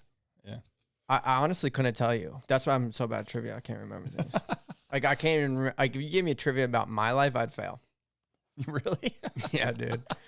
I don't know. Tough. I don't know why. I mean, you've been doing pretty good so far, recalling everything that's happened. Yeah, I think if I like try to like think of it on my own, though, I can't like bring something up. But if you ask me about it, I probably couldn't remember. Fair. Okay. Yeah. Well, speaking of Slingshot, I think it's time we dive into the Slingshot Silhouette Challenge presented by Slingshot. So, black and white photo, toner's low, as people know now. You have to guess who this rider is. I didn't even really black this one out because it's kind of lit in an interesting way. You got an idea of who this is? Is that wait? You're telling me he's on a Slingshot board? No. Sorry, this is just the Slingshot Silhouette Challenge. It could be. Gotcha. Okay. It's definitely not a Slingshot board. Daniel Powers. Yes. Yeah. I was about to say, I don't think Daniel ever rode Slingshot. I was like, but that's Daniel for sure. Okay. People have been saying these have been too easy, but I feel like this was a pretty. You know what? It gave, for a quick second, I was thinking maybe Keith Lyman or something like that, but then I was like, no, that's Daniel's style for sure. Yeah, a little tail grab. Yeah. Like gentle. He's very gentle. Delicate with it. He's a delicate guy. Dude, he was one of my favorite riders when I was a little kid. The best. I mean, I grew up riding with Daniel, and he was just like I think the best way to put it is he's just delicate. Like he wasn't trying to like overpower anything. It just was all so flowy and natural and soft. Just pure, right? Yeah. So good. He never did a whirly bird in his career. Never landed one or tried one. Never tried one. Yeah. Mad respect. Yeah. Oh, actually, maybe tried one and ate it, and then it's like never got again. Deleted on it. But I think that's a pretty cool statement to say you were a pro wakeboarder and never landed a whirly bird. No, that is cool. Yeah, pretty cool. Yeah. I think Bill McCaffrey only ever did the one. He invented it, and I think that's the only one. And they he stopped? did. I think that's it. That's pretty cool. Yeah, he was like, that wasn't cool. I think Phil Sovin had the best whirlies because he would grab them. Whirly 5. Yeah, Like well, the he way had over like there, the right, which is so sick, yeah. and he did that to Whirly Dick too, which was cool. yeah, Phil was nuts, Froggy. dude. All right, so let's kind of go 2016, 2017, 2018. So we'll start with 2016. I got some stuff on Real Wake that we're going to talk about here. So we'll start 2016 first year. We talked a little bit about it already, so we don't need to run through it super deep. But you did a front lip down to like a 50-50 in a channel. Mm-hmm. It was just like one of the most fucked up clips I've seen. Yeah. Like inches away from death, it seemed, but Yeah. you got it. Yeah. So is that you kind of trying to push into the? Well, I need to step it up a little bit, and well, for winching for sure. Yeah. I was like, because my boat stuff was on point, and then I was like, for winching for Real Wake, I gotta do something crazy. I'm not gonna just do some basic winching. yeah, So I was like, let's just do the gnarliest thing, and if I do one thing that's the gnarliest thing, then we can get back to doing some boat tricks. Like that's what I do. That's what I grew up on. You know what I mean? So that was the goal, and yeah, you know what's funny about that clip is I don't think it got as much love or attention as how gnarly the clip actually is. it deserves a lot. Yeah. I'll obviously put the clip in. It's mental. Did you slam on that at all or no? No, but well, I never got hurt on that one. I took some falls like trying it, but what was crazy about that is at my house. So like, Yeah. so that's not my house that you see in the background, but it's being filmed from my lot. Yeah. And it's right. Like when you pull into my house, that's across the canal. Cause I have canal on the left side and then like the cove on the back side of my house. And that's like on the canal right across the street from like where I park and, or right across the canal from where I park. And it's just sketchy looking and it's way taller. And when like other riders come over, they're like, is that the thing you winched? And I'm like, yeah. They're like, it's so gnarly in person. And it is. And I just asked the guy that owned the property, I'm like, hey, you mind if I like wakeboard on this? He goes, what? I was like, I'm just going to hit it with my wakeboard and drop down. And he's like, sure, whatever. I was like, cool. So that was we had to actually go over there and nail down like the top of it. Kind of had like some rotted wood that we tried to like nail down. It wasn't perfect. And then I knew that I wanted to. Is that my phone? It keeps I don't going know. off. You're probably It's Thomas Herman. Is he calling? Thomas, Answer it. I'm on. I'm on. Oh, come on, man, dude. Oh, shit. No way, bro. Are we live in the booth? We're live, dude. We're live. We were talking about you. What? See if he's got a question for you. Yeah. Do you have? Hey, actually, I was trying to talk about how good I am at winching, and then you, you got to steal my thunder like the triple flip. Boy, please. You haven't even winched in like 10 years. Yeah, because the one I did was good enough for 10 years. Yeah, well, dude. last time T. Herm winch, bud. Come on. Yeah, dude. If you love winching so much, then you'll buy this winch off of me. But you won't. Yeah, but I want you to continue to winching. That's why I don't. That's why I didn't buy it. Okay, wait. Can I drop a question in? Yeah. Drop a question. Oh, brother, I don't even know. Hunter actually asked me about this like months ago, and I kind of forget the questions that I had for you. Oh, that's cool. Hey, what are you doing later today? Dude, He definitely never sent me questions either when I asked him. Yeah, so that's on him, dude. We're not going to give him a second chance. You're out, T. Herm. And also, T. Herm, your winch is gas. No Yeah. one's trying to buy a gas winch in 2025, brother. No. Okay, so back to that winch Yeah, spot. fucked up clip. Yeah, so we, Aaron Rathie is also one of those people that are like kind of like parks where they're like, they give you that like little like jabs, be like, you got to do it. You got to do it. If you don't do it, the whole edit doesn't make any sense. So I'm like, dang it, I got to do this. So I was talking to Rathie about it. He's like, you should just kind of 50-50 it, and then it would look sick that way, and then maybe kind of disaster on the seawall.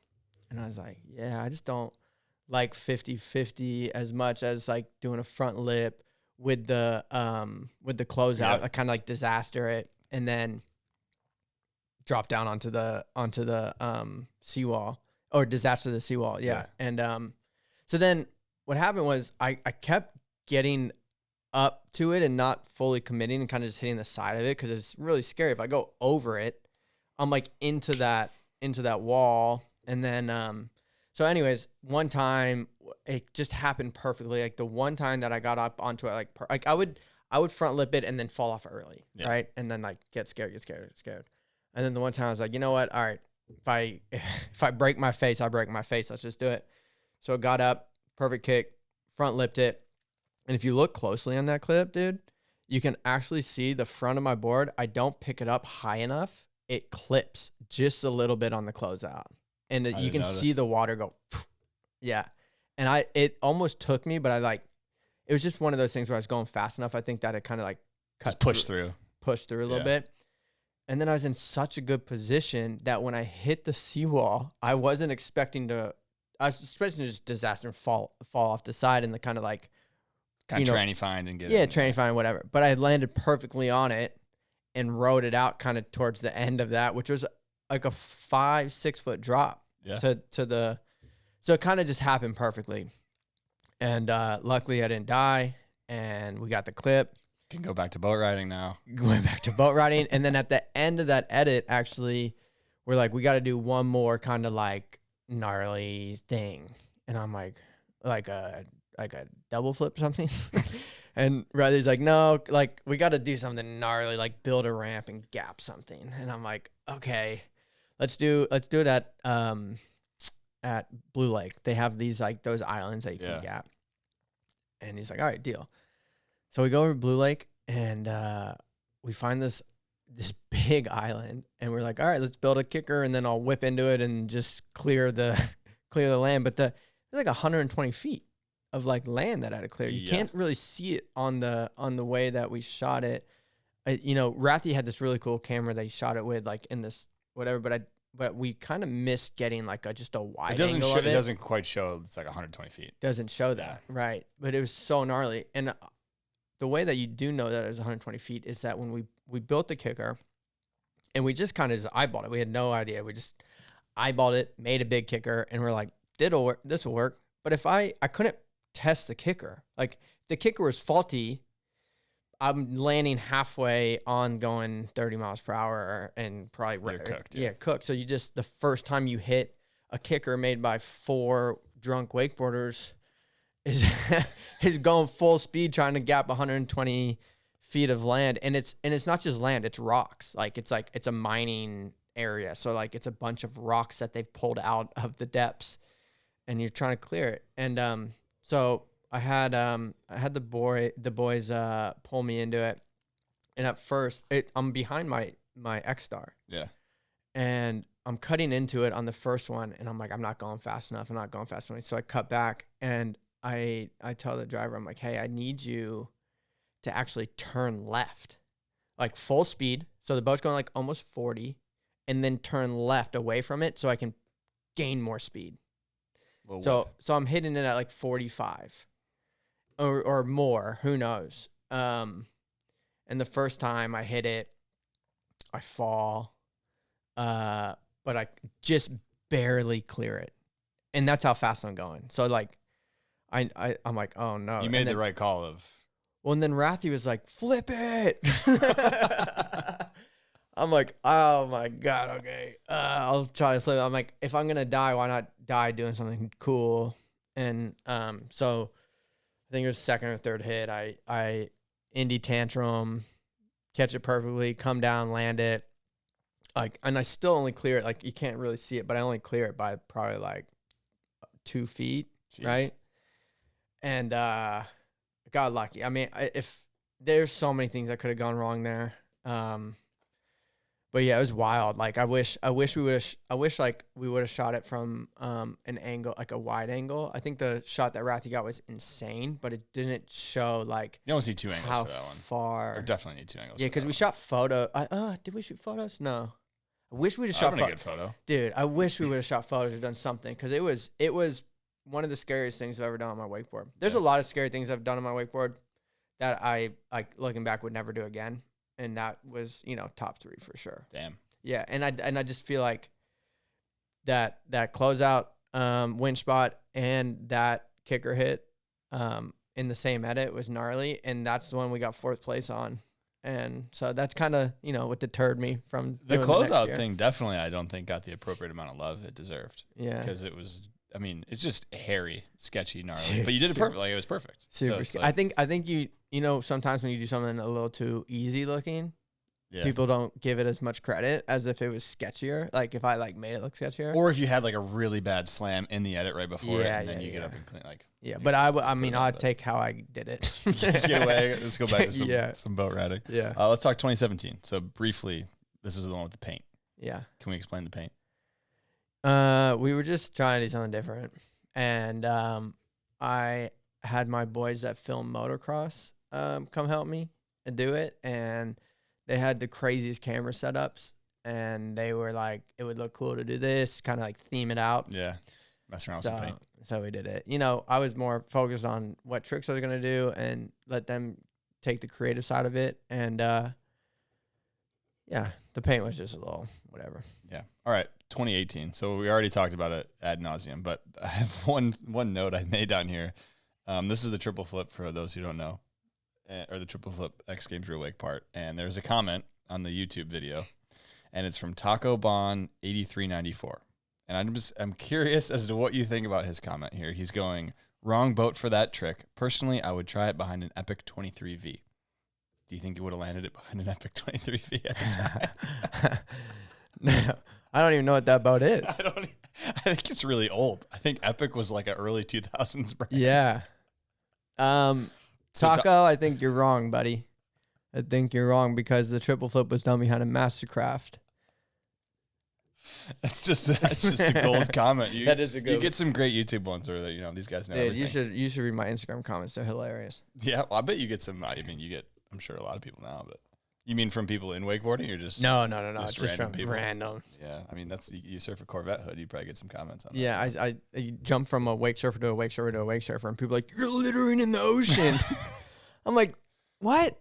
First in a lake. Second of all, I'm not just gonna leave the surfboards out there. I'll comment back. I'll be like, nah, I'm just letting whoever wants a free surfboard to go get it first. And they're like, that's so horrible. What about the fish? I'm like, what about the me? fish? Bro, I'm picking these boards up within 2 seconds. Like I do my thing, come back around, pick them up, and do it. I'm not leaving $4,000 of surfboards out there. The concept of people dropping a ski would blow their mind. Blow their mind, dude. They'd be like, they're gonna kill so many fish. It's all about the fish, dude. Yeah, dude. It always comes back to It's like, do you eat fish though? Do you eat fish though? Yeah, you. Yeah. Mental gymnastics on this one right now. All right, 2017 trick of the year. So you landed double tantrum to blind, and then Harley landed double tantrum to blind, and then you went and landed double back 'em up. Am I correct in this whole sequence of events? No. I'm incorrect. Yeah. Okay, well, where did I go wrong? So I landed.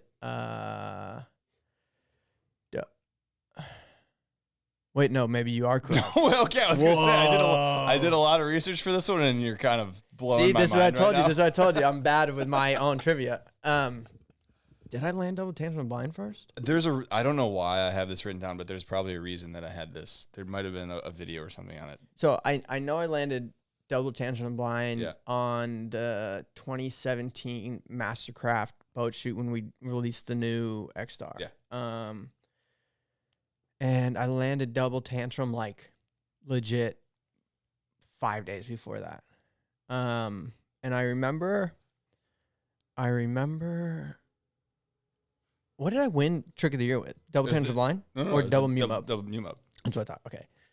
So Off double up. So I think what happened was I was at the Mastercraft shoot and we were hitting double ups and I was just fully sending and Parks was on the boat again giving me some motivation. Rusty was driving it. We had just the whole crew. Harley was there and we just had the setup and the double ups were just massive and I just wanted to do something cool. You know, I just felt like I didn't do anything that like blew minds on that shoot, and I wanted to do something that would blow the minds of, you know, anyone that watched the new edit for the Mastercraft video for the new X-Star. So then I was just like, okay, I get in these like modes sometimes where I get this idea, I get close to something, and then I'll hit double ups for 2 hours straight as many times as I have to before I land something. Parks has seen it, Rusty's seen it, and they've like been there for that. And it's like I almost get more energy the harder I fall on something when I know I can do it. I don't know, it's weird. But that was kind of one of those days. And I actually did one of those double tangent blinds ungrabbed on accident. Like I went up, missed the grab, did double tangent, went to blind, and landed it.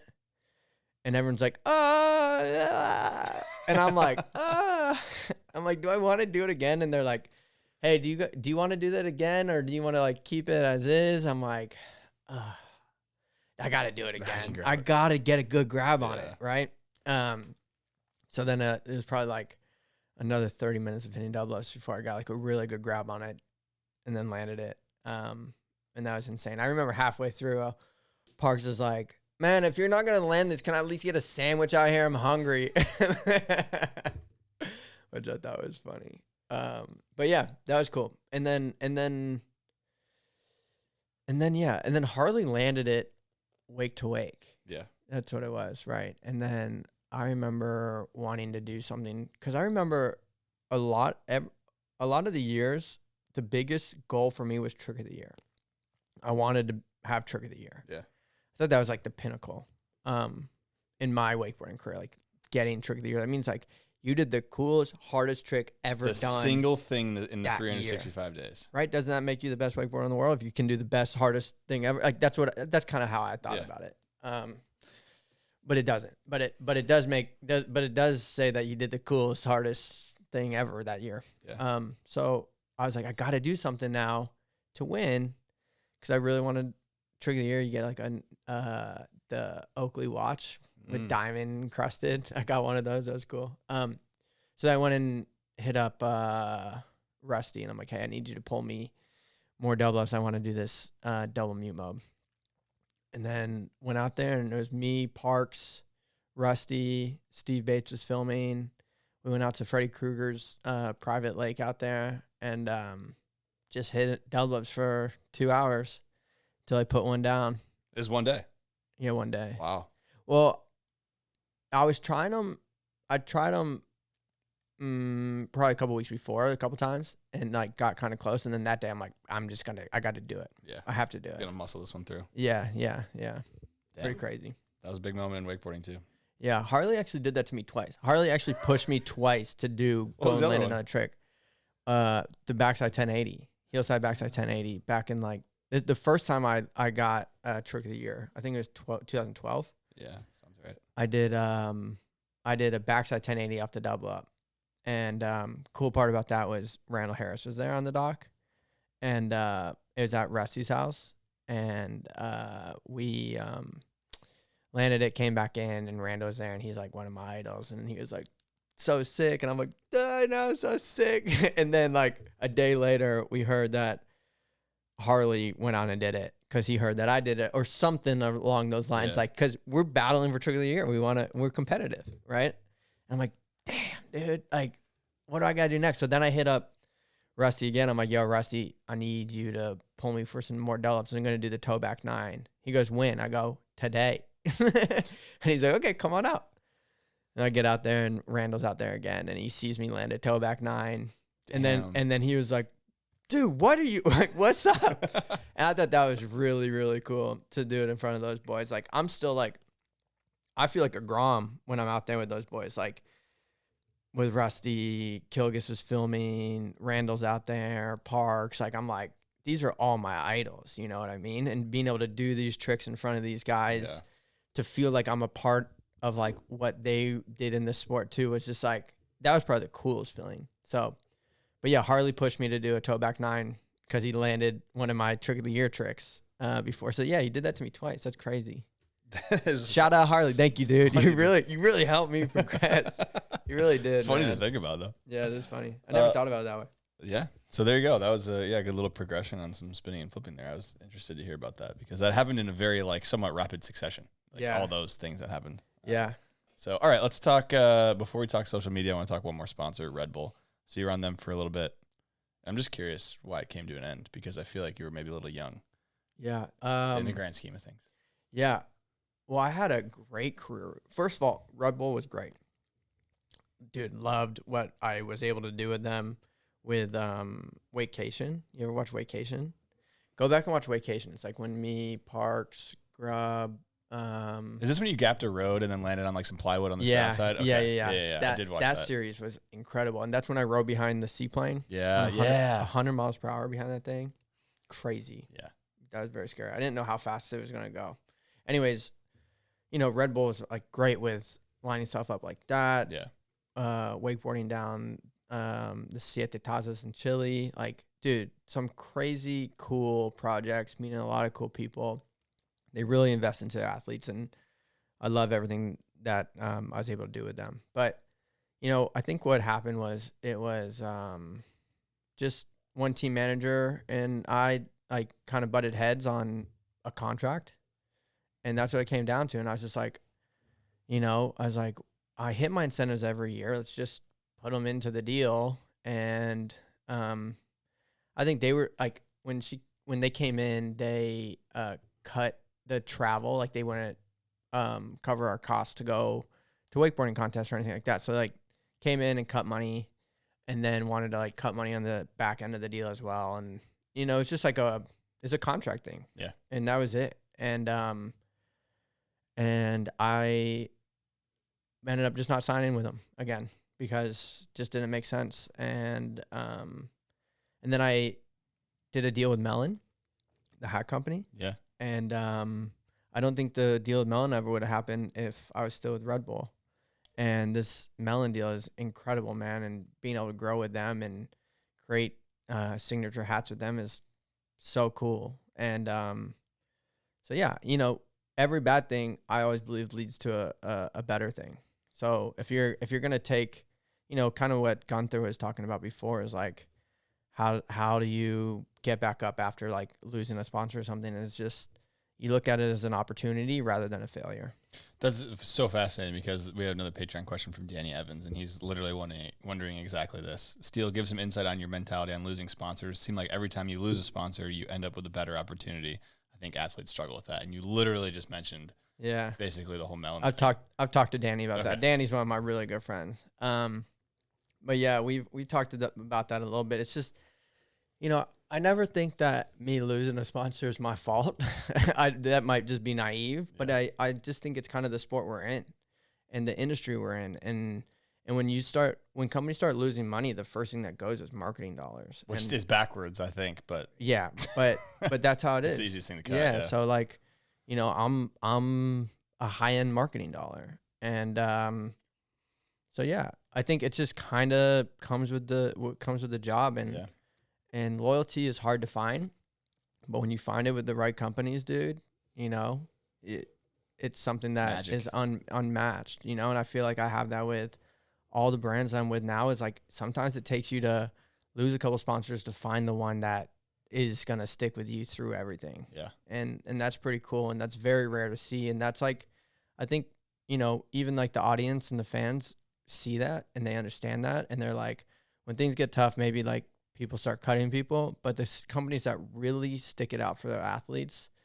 I think they get the dividends in the end, because I think the fans and the audience see that and they understand that, and they want to support a company that really supports the athlete and the sports that they love. Yeah, isn't so cutthroat and so like quick to just abandon some of the people that helped Totally. build up what their current brand is. I think they find a relationship in it almost where it's like, okay, this company is just a business. Yeah. You know what I mean? They're looking at bottom line and that's it.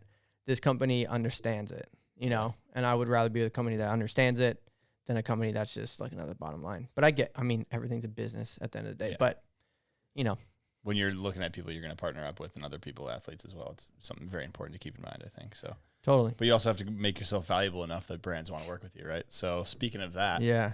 let's talk social media, Yeah. because I feel like there was probably a turning point in your career. I don't know when exactly it happened, but where you leaned really hard into the social media thing. Mhm. And I'm curious on when and why you decided to do that. It was really like 2018-ish. I just saw the path. Like I saw like the transition from, the contest kind of fading a little bit, from the popularity and social media taking off. And, I love competing. I love competing in wakeboarding. But at the same time, I kind of got over it. I got over doing 5 tricks down, 5 tricks back. And, okay, who's better? You know what I mean? Like, I kind of got over that. You know, my favorite thing in competing in wakeboarding was those battles with Harley trying to get trick of the year. You know what I mean? Like, that was the fun part about it for me. And so leaving contest riding wasn't like a big issue for me, because I just didn't see the ROI for myself in it. If I wasn't going to win the tour every year, I thought I could add way more value, bringing eyeballs to the sport and into the sponsors that, you know, supported me. So I just started pushing that. And then I also started continuing to push like the trick of the year kind of stuff as well, and like get better at wakeboarding, and also push social media and just not have to do 5 tricks up, 5 tricks back. And, you know, I try to still compete in all the double up contests because that's what I love. You know, that was kind of like the biggest thing for me in wakeboarding was double ups. Yeah. So I didn't stop being a professional wakeboarder. I just stopped competing on a tour, and it gave me more time to focus on double ups, gave me more time to focus on social media, gave me more time to focus on my sponsors and be an asset rather than just an athlete. So yeah, that's kind of like the reason. Was it hard at the beginning? I mean, I feel like your personality, not taking any credit away, obviously everything you've done is, you know, very impressive social media wise, but your personality, I feel like maybe lends a little bit. You're more like outgoing, fun loving, enthusiastic, energetic. But was it hard at the beginning of like, back in 2018, it definitely wasn't a determined path like now it is, where it's like, okay, you do all this shit on social media, it's probably, you know, it might work. Back then it was like a little bit more of an unknown. Was it uncomfortable at the start? Well, yeah, I think it was more so like proof of concept a little bit, where I had a couple things go viral, and, you know, it led to a lot of followers and sales and whatever and value. And, you know, I think even, you know, Red Bull at the end of my contracts were starting to talk more about social media incentives rather than podium incentives. Yeah. And when Red Bull's starting to think something, you know, they're pretty damn smart. They're pretty good at what they got going on. So I kind of just took that model and was like, this is gonna work. And I just, you know, I asked a couple sponsors, and I said, hey, if I go and get second or third or first at this Pro Tour stop or whatever it was, does that mean more to you than if I am able to get X amount of views or like show up to more events for you guys? And they're like, I think they saw it too. And they're like, it would mean more to us if you got this and did this and were able to come to this with us. So I think that just helped make the deal, is like my sponsors saw it and they understood my path and they supported me in it. And so I went that direction, and it panned out, which is really cool. So you kind of like poked at it a little bit at first. It started to work out. And then, I mean, it sounds like everything kind of came together. And you're like, okay, the writing's on the wall here. Yeah. I didn't jump in head first and was like, hope it works. Do you know what I mean? It was kind of like, all right, I kind of see it working. Social media is growing. And if I can build a great following of people that are into what I do, and I can get people to trust me in my, you know, products that I choose and what I want to do, like that brings a lot of value. And I think there's a difference between being an influencer and being an ambassador. Yeah. And or like an athlete. Like I think a lot of people are like, oh, so you're an influencer. I'm like, I don't look at myself as an influencer as I do more so as an ambassador for like companies that I work with. And I think the difference is like, as an ambassador, I feel like you have credibility before you became an influencer, right? Like my credibility was what I was able to accomplish on a wakeboard and put my head down and work towards things, and gives me that credibility that I accomplished something. And I'm not just someone that started filming myself and was like, buy this, buy that, buy this, right? Like I have the credibility. And I think there's like a study that came out that they were like $2 billion is going into influencer marketing, and I think they were saying that 75% of those influencers are athletes, and they're the best ones now. And like most of that money's going into the athlete influencer, which I want to call an ambassador rather than an influencer. Okay, this is, I think, a fascinating can of worms, and I think you're one of the best people to talk about this about. So there's this kid, Chase Locke, on Instagram, and I'm not pulling him specifically, but he's an influencer, right? Yeah. He doesn't have the athlete status or whatever you want Totally. to say. So basically what you're getting at is the athletes who can now pivot and leverage their athletic prowess, I guess, and credibility, and mix that with the influencer makes the ideal ambassador for a brand. Is that kind of, am I picking up what you're putting down? Yeah, totally. I think in this day and age, that's kind of the recipe. Yeah. Yeah. And I want to say, you know, there is also room for people like Chase. No, and I'm not taking Yeah. anything away from him at Yeah, all. yeah. It's, you know, What he's done is really cool, and he has his audience that it's is relatable. that Like, loves it. Yeah, it's cool. But I think that there's also so much more room and opportunity for these athletes that are so accomplished So talented. to so, start doing some more social stuff and do it your own way. You know what I mean? You got to work at it. It's not something that like you're going to start doing. It's just going to work. Like you got to work at it. You got to create. You got to perfect your craft, and it's always changing. But I think that as an athlete, you have a way bigger advantage of becoming a great ambassador for people through social media. Yeah, I mean, this may be a rhetorical question almost, but how important do you think social media is today from a young aspiring athlete in wakeboarding or whatever, basically non-traditional sport? If you want to support yourself and you want to make money in this sport and not have to get a second job, I think it's needed. Yeah. Yeah. Unfortunately, it's, you know, I wish it was, if you're good enough on a wakeboard, you can just be good enough on a wakeboard and that's all that matters, and you're marketed that way. But, you know, nowadays there's not enough eyeballs on pure wakeboarding Yeah. for you to hold as much value as you need to make as much as you need to survive. I feel like it's one of those love it or hate it things. It really doesn't matter, because I think like me and you, I'd love to see, you know, a group of wakeboarders Totally. be able to just wakeboard, Yeah. and that's it, and Yeah. film video parts and maybe do contests. But we're not operating in reality at that point. Yeah, anymore. and hopefully I'm wrong. Hopefully, dude, I would love to see whoever it is just be the most insane wakeboarder in the world, not post a single thing on social Well, media, raft to Rome action, and you just know? have Like, and just make bank. yeah. Dude, that'd be sick. I would love to see that. Yeah. But you know, we live in reality. We got to operate in reality, and like Yeah. sometimes, you know, being a professional of anything is work. It's a job. You If know? you think about it, like the reason you're professional and the reason people want to sponsor you is because you have influence. So use it. So use it. Yeah. Use it the right way.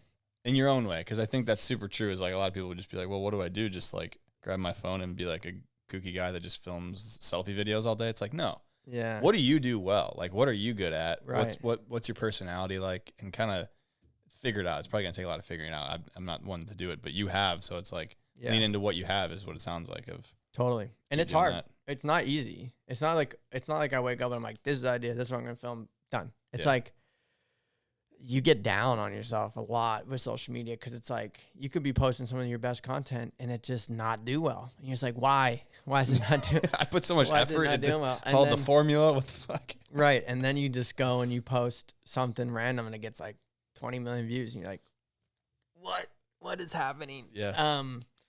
But then you kind of dial it in and you understand what's going on. But you gotta work at it. You gotta understand what people It's always changing. want to do and want to see, and you gotta be real. You know, like there's some trends and stuff. Whatever, you can do that. It's fun. But you also have to just be a real person that people can relate to. Yeah, gravitate towards. Yeah, and if you can do that and be a badass wakeboarder at the same time, I mean, your can pull the whole opportunities sport up. are unlimited. Yeah, Yeah. 100%. All right. Talking about wakeboarding, let's. Well, first off, how often do you wakeboard these days? Ooh, good question. When I'm home, and when I'm not home. How does that? I used to drink. I still drink, but I used to too. Yeah. I would say if we're going monthly, Sure. Yeah. Why not? 15 times. No, 10 times. 10 Oh, times okay. a month. Okay, that's Yeah. more than I expected. Yeah, because I'm traveling. I've been on 50-something flights this year. You're a big flight guy. Oh, I would rather fly than drive, and I gotta go. So I guess that makes. I am diamond on Delta, million miler. Shout out Delta. Shout out Delta. A little sponsor would be nice. Yeah.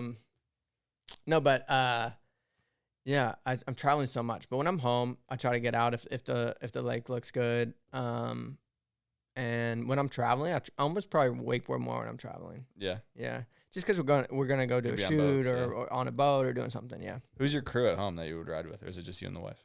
just me and the wife right now. kinda sick. It's so sick, dude. Well, I used to have my crew like Shota and Gordon Harrison and T Sode and Daniel Powers and a huge crew, Harley and all these boys. Growing up, we used to ride together all the time. But then, they're all doing their own things. And the younger generation, they've got their crews. And, I'll go ride with them every once in a while. And T. Herman will come over every once in a while. But, man, it's just nice being able to, like, drop the boat down in the backyard. My wife pulls me. I ride one time. I go in. She makes me a sandwich. Dude, life is good. Trust me. If you're looking to have the best life ever, marry a woman that's not scared to drive the boat. Can she drive you double up?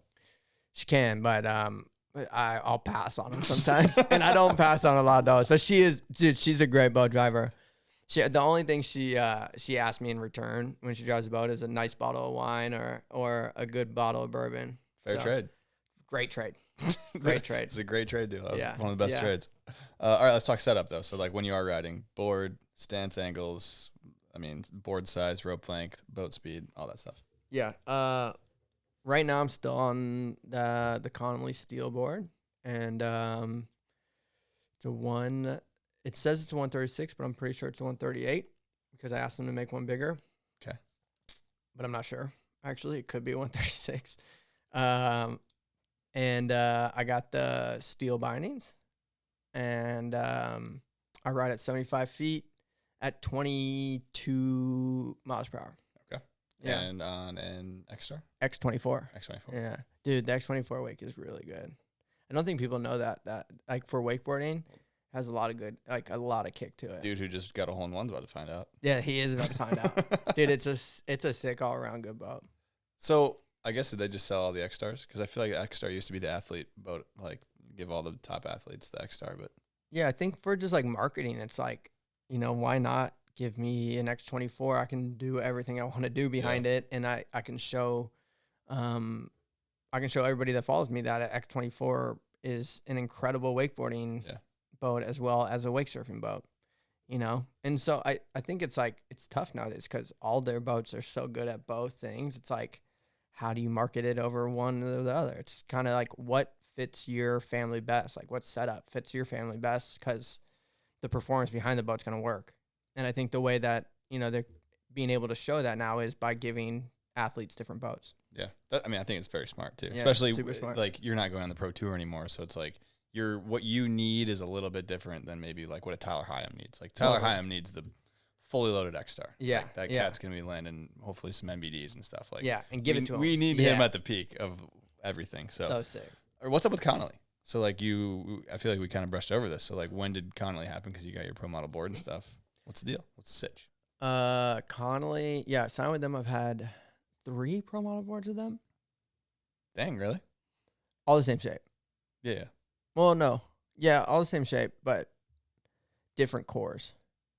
Like in the boat, okay. in the wakeboard. But actually, I'm not with them anymore. Well, I have written down here what happened to Connolly. Yeah. So. Okay. No, not with them anymore. I think how that whole thing got with the Archer brands. Yeah.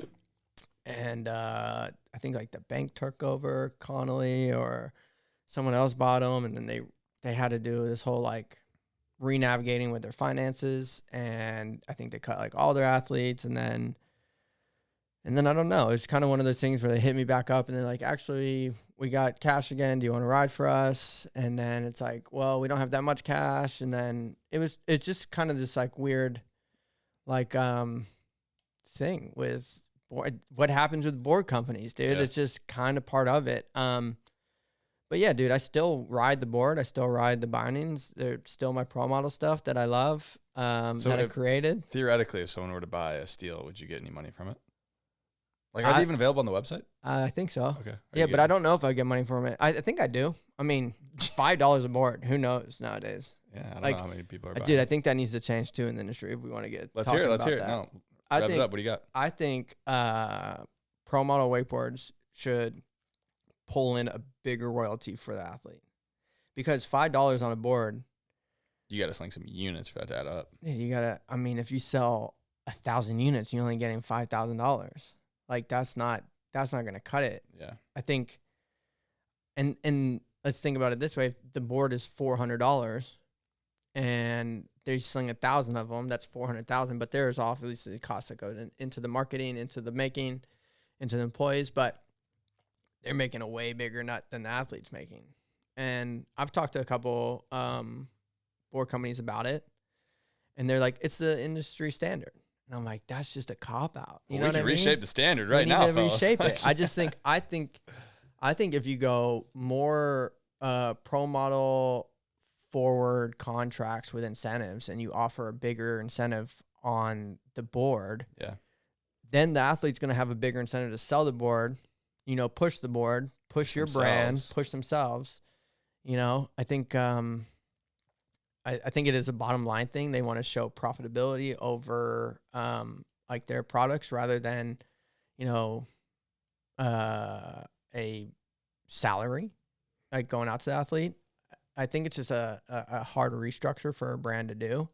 But, let's say like you can make $20 a board and you could sling them and push it way harder. I think the athlete's going to work way harder to sell their board than they're going to make $5 a board. Yeah. Yeah. Or do like a 30% net rev, and then after the company recoups their costs on the make of the board, like let's say it costs them $100,000 to make the board. Once they recoup their costs, then that 30% net rev kicks in, Shark Tank stuff here. I like totally. this. Yeah. like but I just think there could be a better deal on the pro model board for the athlete. 100%, because I don't know how it is now, but people buying pro model boards, I mean, are they buying it because the person's name's on it? I don't know the buyer's process of it, because like, let's say you have, I would say like 40% because the person's name is on it. Yeah. Okay. Because I there's so many other boards in the line. Well, I think that's everything with signature products. It's like, I think 40%, if you're a good athlete and you're known and whatever, it's like 40% of the people know, like, okay, I want this because of this person. Yeah. And then maybe 60% are kind of like, It's a high okay, I board. know this person, Yeah. but I also really like this board. Yeah. Yeah. Yeah. Okay. So it's just curious to me, because I always thought like the idea, if you were to build a board brand, like you'd have all these boards available, and then you have the pro models, which are X dollars more, and that X dollars more in my brain would just go to the athlete, because like, Yeah. if you have two boards next to each other and one has a name on it and the other one doesn't, the price difference, Just like do a tariff for the athletes. basically. Yes. We're kind of we're solving some stuff. Yeah. right Yeah. now. Why not? Everybody take notes here, I guess. Yeah. I think the athletes need to just create a tariff for their wakeboards. Done. $20. That's a hot button word right now. It's Yeah. perfect. I like it. Anything else? Any other takes you got on the wakeboard industry? I feel like you've got some ideas. Like, that was a good one. Yeah, no, I got a lot of ideas, but you got to bring them up. I can't just pull them out. All right, that's fair. That's fair. All right, Yeah. we'll hit a true or false real quick. Okay. True or false? You lost in a game of Scorpion to Clayton Underwood. True. Yeah, you did. Yeah, I did, and I took the gnarliest front edge for it. It was bad. Yeah, no, it rocked me. You committed. Yeah, it rocked me. The only way I to was do trying to not commit as much, which actually made me Karma. karma. Yeah. That's a tough one. All right, we got a Patreon question from Daniel Jarrett, and he's wondering if you would have liked to, or he's wondering if you ever wished you pushed the cable side of things more to broaden your personal brand a little bit, sell more boards, or did it simply come down to boat riding was your thing and you're making good money in it, and that's kind of what you wanted to stick with? Yeah, I think he's correct. I think that was just like what I loved. I just loved boat riding and was really good at it, and It's in your got backyard? some great sponsors from it. Yeah. And I did cable a little bit. It's in my all in edit a little bit, but I just never, I loved it, but I didn't ever love it more than boat riding. Yeah. And so like, if I can just go in my backyard and ride behind the boat, that's what I want to do. Dude, I always think people kind of make this like boat versus cable thing a weird thing when I don't think it's like a thing at all. Like they're both fun. And if you like one better than the other, like who gives a shit? Totally. But I was talking to his Instagram's Voodoo Wakeboarder. His name's Wanley and he's from sick. Germany. He's sick. Yeah, super sick. So I had him in the other day and he's from Germany, or he's not from Germany. He's from Haiti, but he lives in Germany, grew up in Germany and he rides boat. But Germany's like the mecca of cable, right? Like it's literally the cable mecca. And I was asking him, I was like, this is such a backwards thing. And he's like, I don't know. I just love riding behind the boat. That's okay. Sometimes that's fine. That's okay. If that's what you like. Yeah. That's what you like. Yeah. And if you like hitting double ups, go hit double ups. And if you don't. Yeah. Like I want you to do what you want to do. Right. I'm not going to hate on you if you don't do it. Maybe if you don't hit double ups, I'm going to hate on you a little bit. I mean, but you can definitely make fun. Like, yeah. There's always room for that. But yeah, but look, I love cable wakeboarding and I love watching it. I think those guys are complete badasses in what they do. And sometimes I get that itch to go ride cable, and I do. But, I get the itch to ride boat more. Yeah. And that's what it comes down to. It's really, I feel like people overcomplicate the situation. Like I've heard a lot of people say it, and it's like, it's just not a big deal. I think they're all fucking fun. Well, everyone tries to create like rifts between different things. Yeah. Like, oh, you're a cable rider, you're a boat rider. Cable's better, boat's better. It's like, what? It's We're wakeboarding. wakeboarding, dude. Wakeboarding, brother. Yeah, you're behind a couple $100,000 machine pulling you, and I'm behind a couple $100,000 machine pulling me. So same thing. Yeah, mine's just in my backyard. Yeah. So Yeah. there you go. All right, I think we got a couple guest questions before we wrap this up. So we got the first one from Rusty Malinoski. My dog. What's up, you guys? Still excited that you're doing the podcast and look forward to listening to it. Kind of a question, but just talk about the fun that we had with that back and forth with who could go the biggest off the double up and what it kind of turned into, even though we didn't really mean for it to turn into anything. I know for me it was a lot of fun messing around back and forth on Instagram with, some funny photos of you with your head on, Cruz's body, me holding them like a little baby and stuff like that. Anyways, hope you're having a good time and look forward to hearing you guys. Yeah, this was a thing for a while. Yeah, dude, that was a big thing. I think that just kind of came out of nowhere. Like we were just bantering, me and Rusty, about who could go bigger on a double up, and I'm like half his size, and he still sends it, and we were just like, why not just do a little video and see who can go bigger? And we were just like did like a IG thing, and There's definitely an Instagram live at some point that was pretty good. Well, it was crazy because I think we just posted one thing at joking or whatever, and then the whole industry got behind it, and they're like, Rusty can go bigger, Steel can go bigger. How can you say Rusty can go bigger? Steel's smaller than him and he goes bigger. And it's like, we're like, whoa, this is like a real thing. Like people want the rival. Like they want that. And so then me and Rusty kind of just dove into that, and we're like, let's give the people what they want, and it was a lot of fun and created banter. And like I remember sometimes like he would create something and he sent it to me before, he'd be like, is it okay to post this? Like it's a little gnarly. I'm like, dude, post it. Like more gnarly the better. Like people want it. So then we just kind of did that, and at the whole time me and him are just on the phone laughing, just the whole, because it's just fun. Like it's me and him are like, really, really good friends. And so then we started doing like these like video parts of like who can go bigger, and then Alliance came in and did some edits for us and pushed it. And I think I beat him one time, he beat me one time, and kind of like we might have to throw it back, do it one more time. Well, it's almost the storyline's even better now. Yeah, for the obvious reasons of Rusty on not taking you on Mastercraft. So it's like there's something there. That's there's true. Definitely something That's there. True. But I think that was cool, man. That was one thing that I got from Rusty was like, go big. Like, you know what I mean? It's the one thing everybody can understand. Yeah, just go big. Send it. Like, you're not hitting a double up to get one more foot of air. You're hitting a double up to see how big you can go while doing another trick. That's a good point. So, Rusty really kind of taught me that, and I took that by the horns and ran with it. And that's kind of like when we were at Brostock, we were like, let's do a big air. Yeah, run through the Brostock thing, because like we did a little recap podcast, but like you were the instigator, I guess you could say, of an extra purse on the big air. Yeah, just like sometimes double up contests, it's like I think the judges do a good job of making sure that the guy that wins also went big. But I think it kind of gets lost in the whole thing that a double contest is, yes, it is a trick contest, but it's also about going absolutely massive. That's why we created a double up, or so they could go big and do harder tricks while they go big. Yeah. But so I just wanted to see that at Bro Stock, and I wanted the fans to see that as well. And I didn't want people to hold back on doing something absolutely massive because they were trying to do a tech trick to make it through to the next round. I wanted to give people a pot to go for, so that maybe everyone try to go for something insanely big and just kind of like wow the crowd and wow the other athletes. Like, you know, when Ulf did his double up, I think that was the craziest thing I've ever seen live on a wakeboard. Insane, so dude. Massive, and it was worth the pot that we made up for them. And you know, that was a rider and fan based pot, which was really cool. Yeah. So yeah, I want to see more of that. For those who weren't there at the bar that night, like what went down to get this to happen? Well, everyone was kind of bantering, and I just was like, hey, why don't we do a rider pot for who goes the biggest? Everyone throws in $100, winner take all. And I would say half the riders were like, yeah, another half were like, no, we don't have the money to do that. That's a lot, dude. I was like, okay, that makes sense. And then someone shouted out to me, and they're like, why don't you just put in 1,000? And I was like, all right, sure.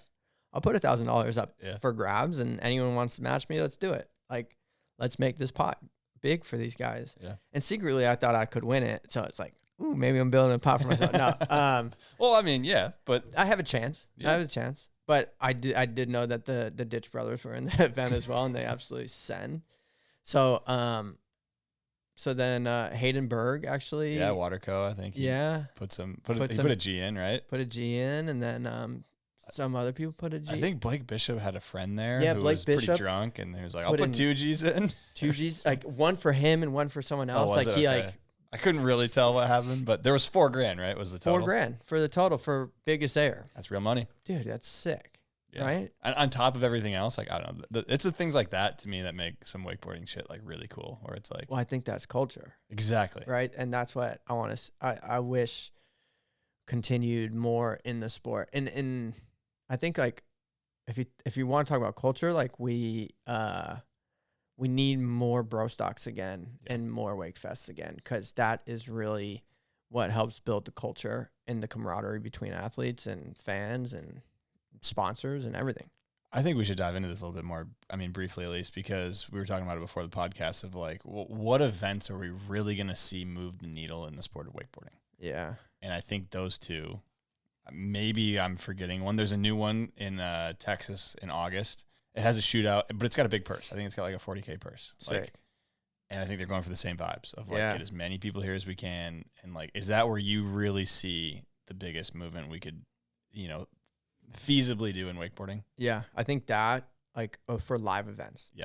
I think for live events, that's the coolest, right? That's where people get the best wakeboarding experience, and what the culture of wakeboarding can be. Yeah. And I think the shootout's really cool because it's just a couple tricks. It's not this up and down where like if someone went up and down and there are 10 riders and you came to me and asked me who won, I would be like, I don't know.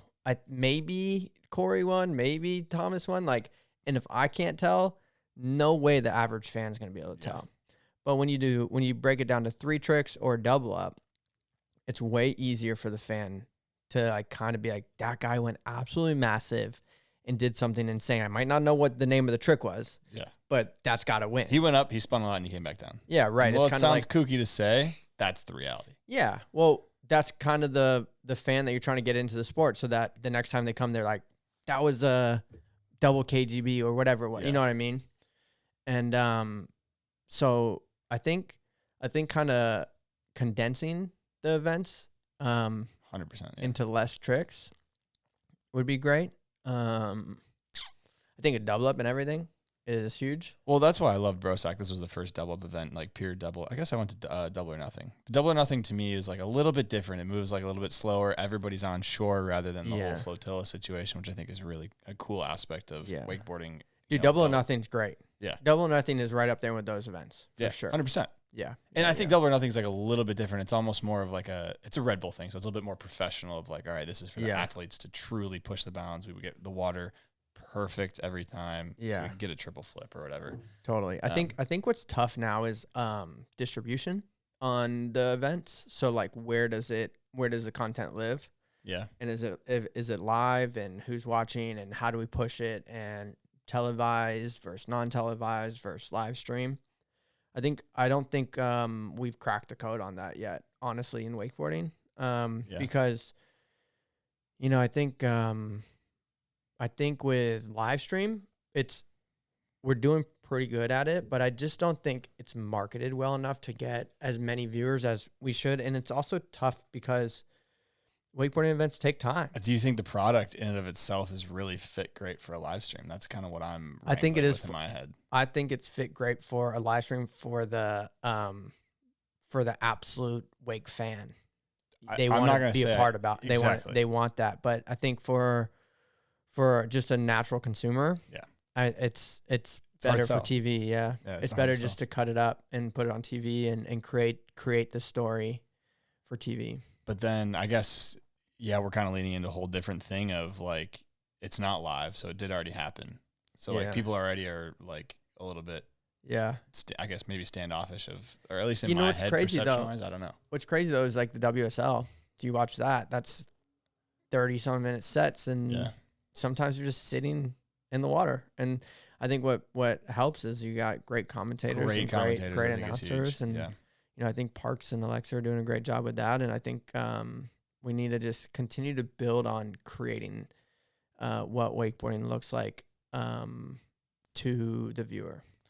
I think you mentioned condensing earlier, and I've kind of, maybe people don't want to hear it, and maybe I'm wrong, but I think like with just attention spans these days, the abundance of other forms of entertainment people have, like, it's really hard to convince somebody that like an 8-hour live stream of wakeboarding is a good use of their time, whether or not they love it or not. Like, that's a long time, dude. Like, to watch, and that's a lot of dead time. And you need to be a psycho wake fan to watch that whole thing. Yeah, and like that person already is buying stuff and is like already in the industry. So like, it's good to help and breed the culture and bring it up by doing the live stream so they can get and stay into it. But like, probably need to focus on getting more people into it. And I don't think we're going to crack the code now, but I do think that it's a conversation that I think if we continue to talk about it in the wake industry, exploring it, it's gonna happen. It's gonna be good. I think we're in a good spot because we have a lot of very smart people in our industry that want to see us succeed and want to see wakeboarding continues to succeed.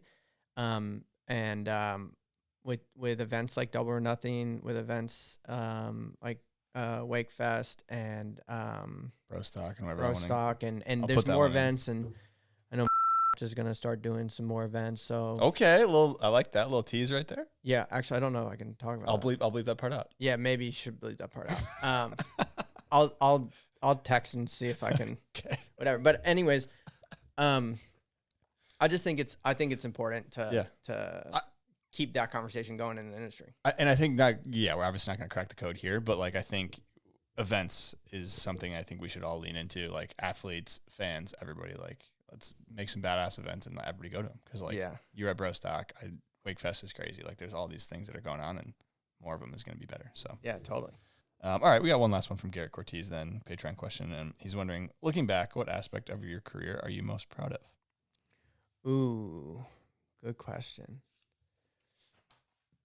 I don't know if I can boil it down to one. I think there's a lot of different aspects that I've enjoyed over my years. I think, you could look at it a couple different ways, but like in just wakeboarding purely like trick wise or whatever, my double ups for sure. I think I'm most proud of what I've been able to accomplish in the double up scene and put in what I've been able to like tricks I've been able to land first, and just like trying to get double ups back into more events and like being an advocate for that. I think I'm pretty proud about that. Also just kind of being like an ambassador for the whole sport of wakeboarding and being in like the water sports and trying to get more people involved in water sports. I'm proud of kind of what I've been doing, and I want to do more, continue to do more. So you're not going to be out of wakeboarding anytime soon? No. Okay. This will be my life. Okay. Yeah, That's good to dude. hear. I like that. Yeah. It's good shit.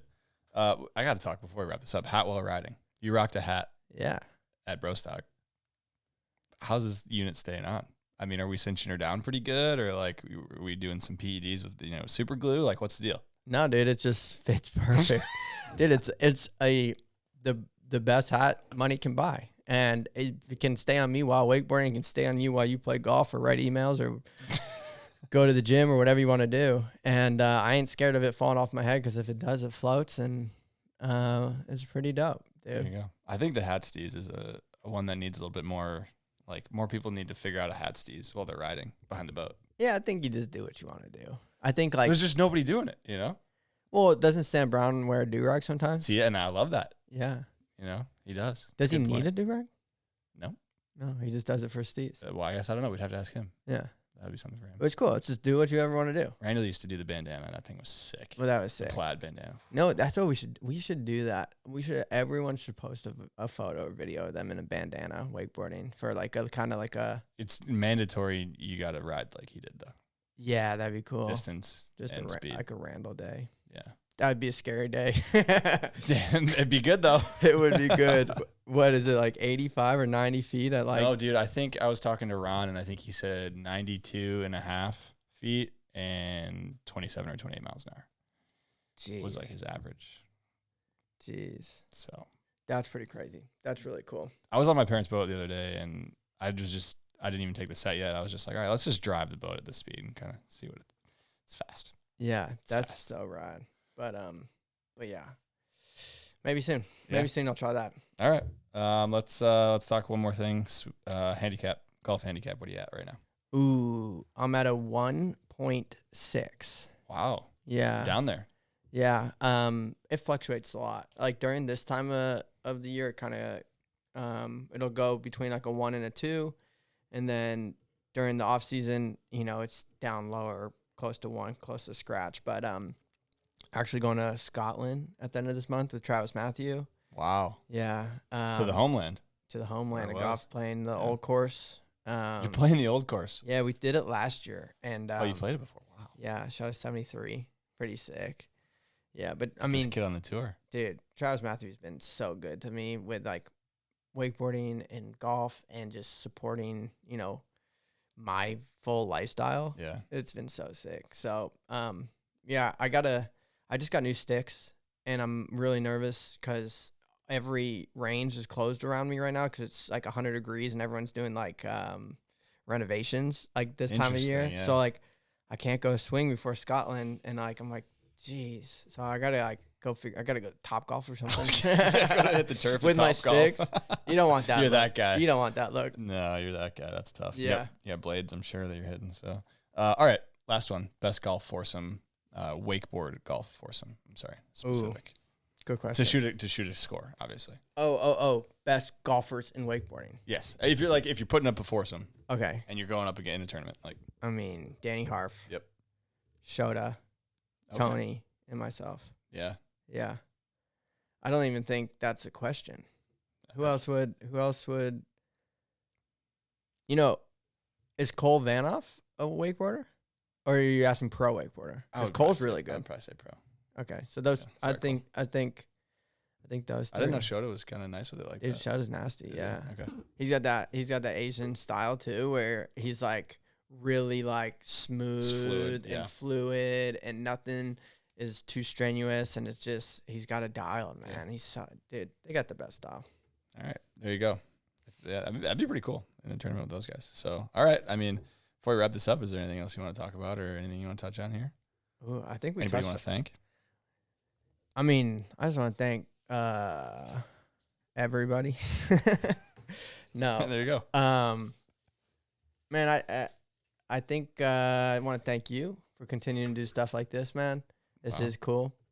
I think wakeboarding needs more of this, and I appreciate you having me on. Thank you for coming on. Yeah, dude. All my sponsors that support me, Love you guys. Family. God. Wouldn't be here without him. So, Boom. Yeah. Good wrap up right there. I like it. Yeah, dude. Well, thanks a ton for coming on. Thanks everybody for tuning in. Make sure you guys like, comment, subscribe, all that stuff. If you guys are interested in supporting the show, share it with a friend if you guys think that they will like it, and join the Patreon if you're interested in doing that. Hope to see you guys in the next episode. Peace. Yeah. Later.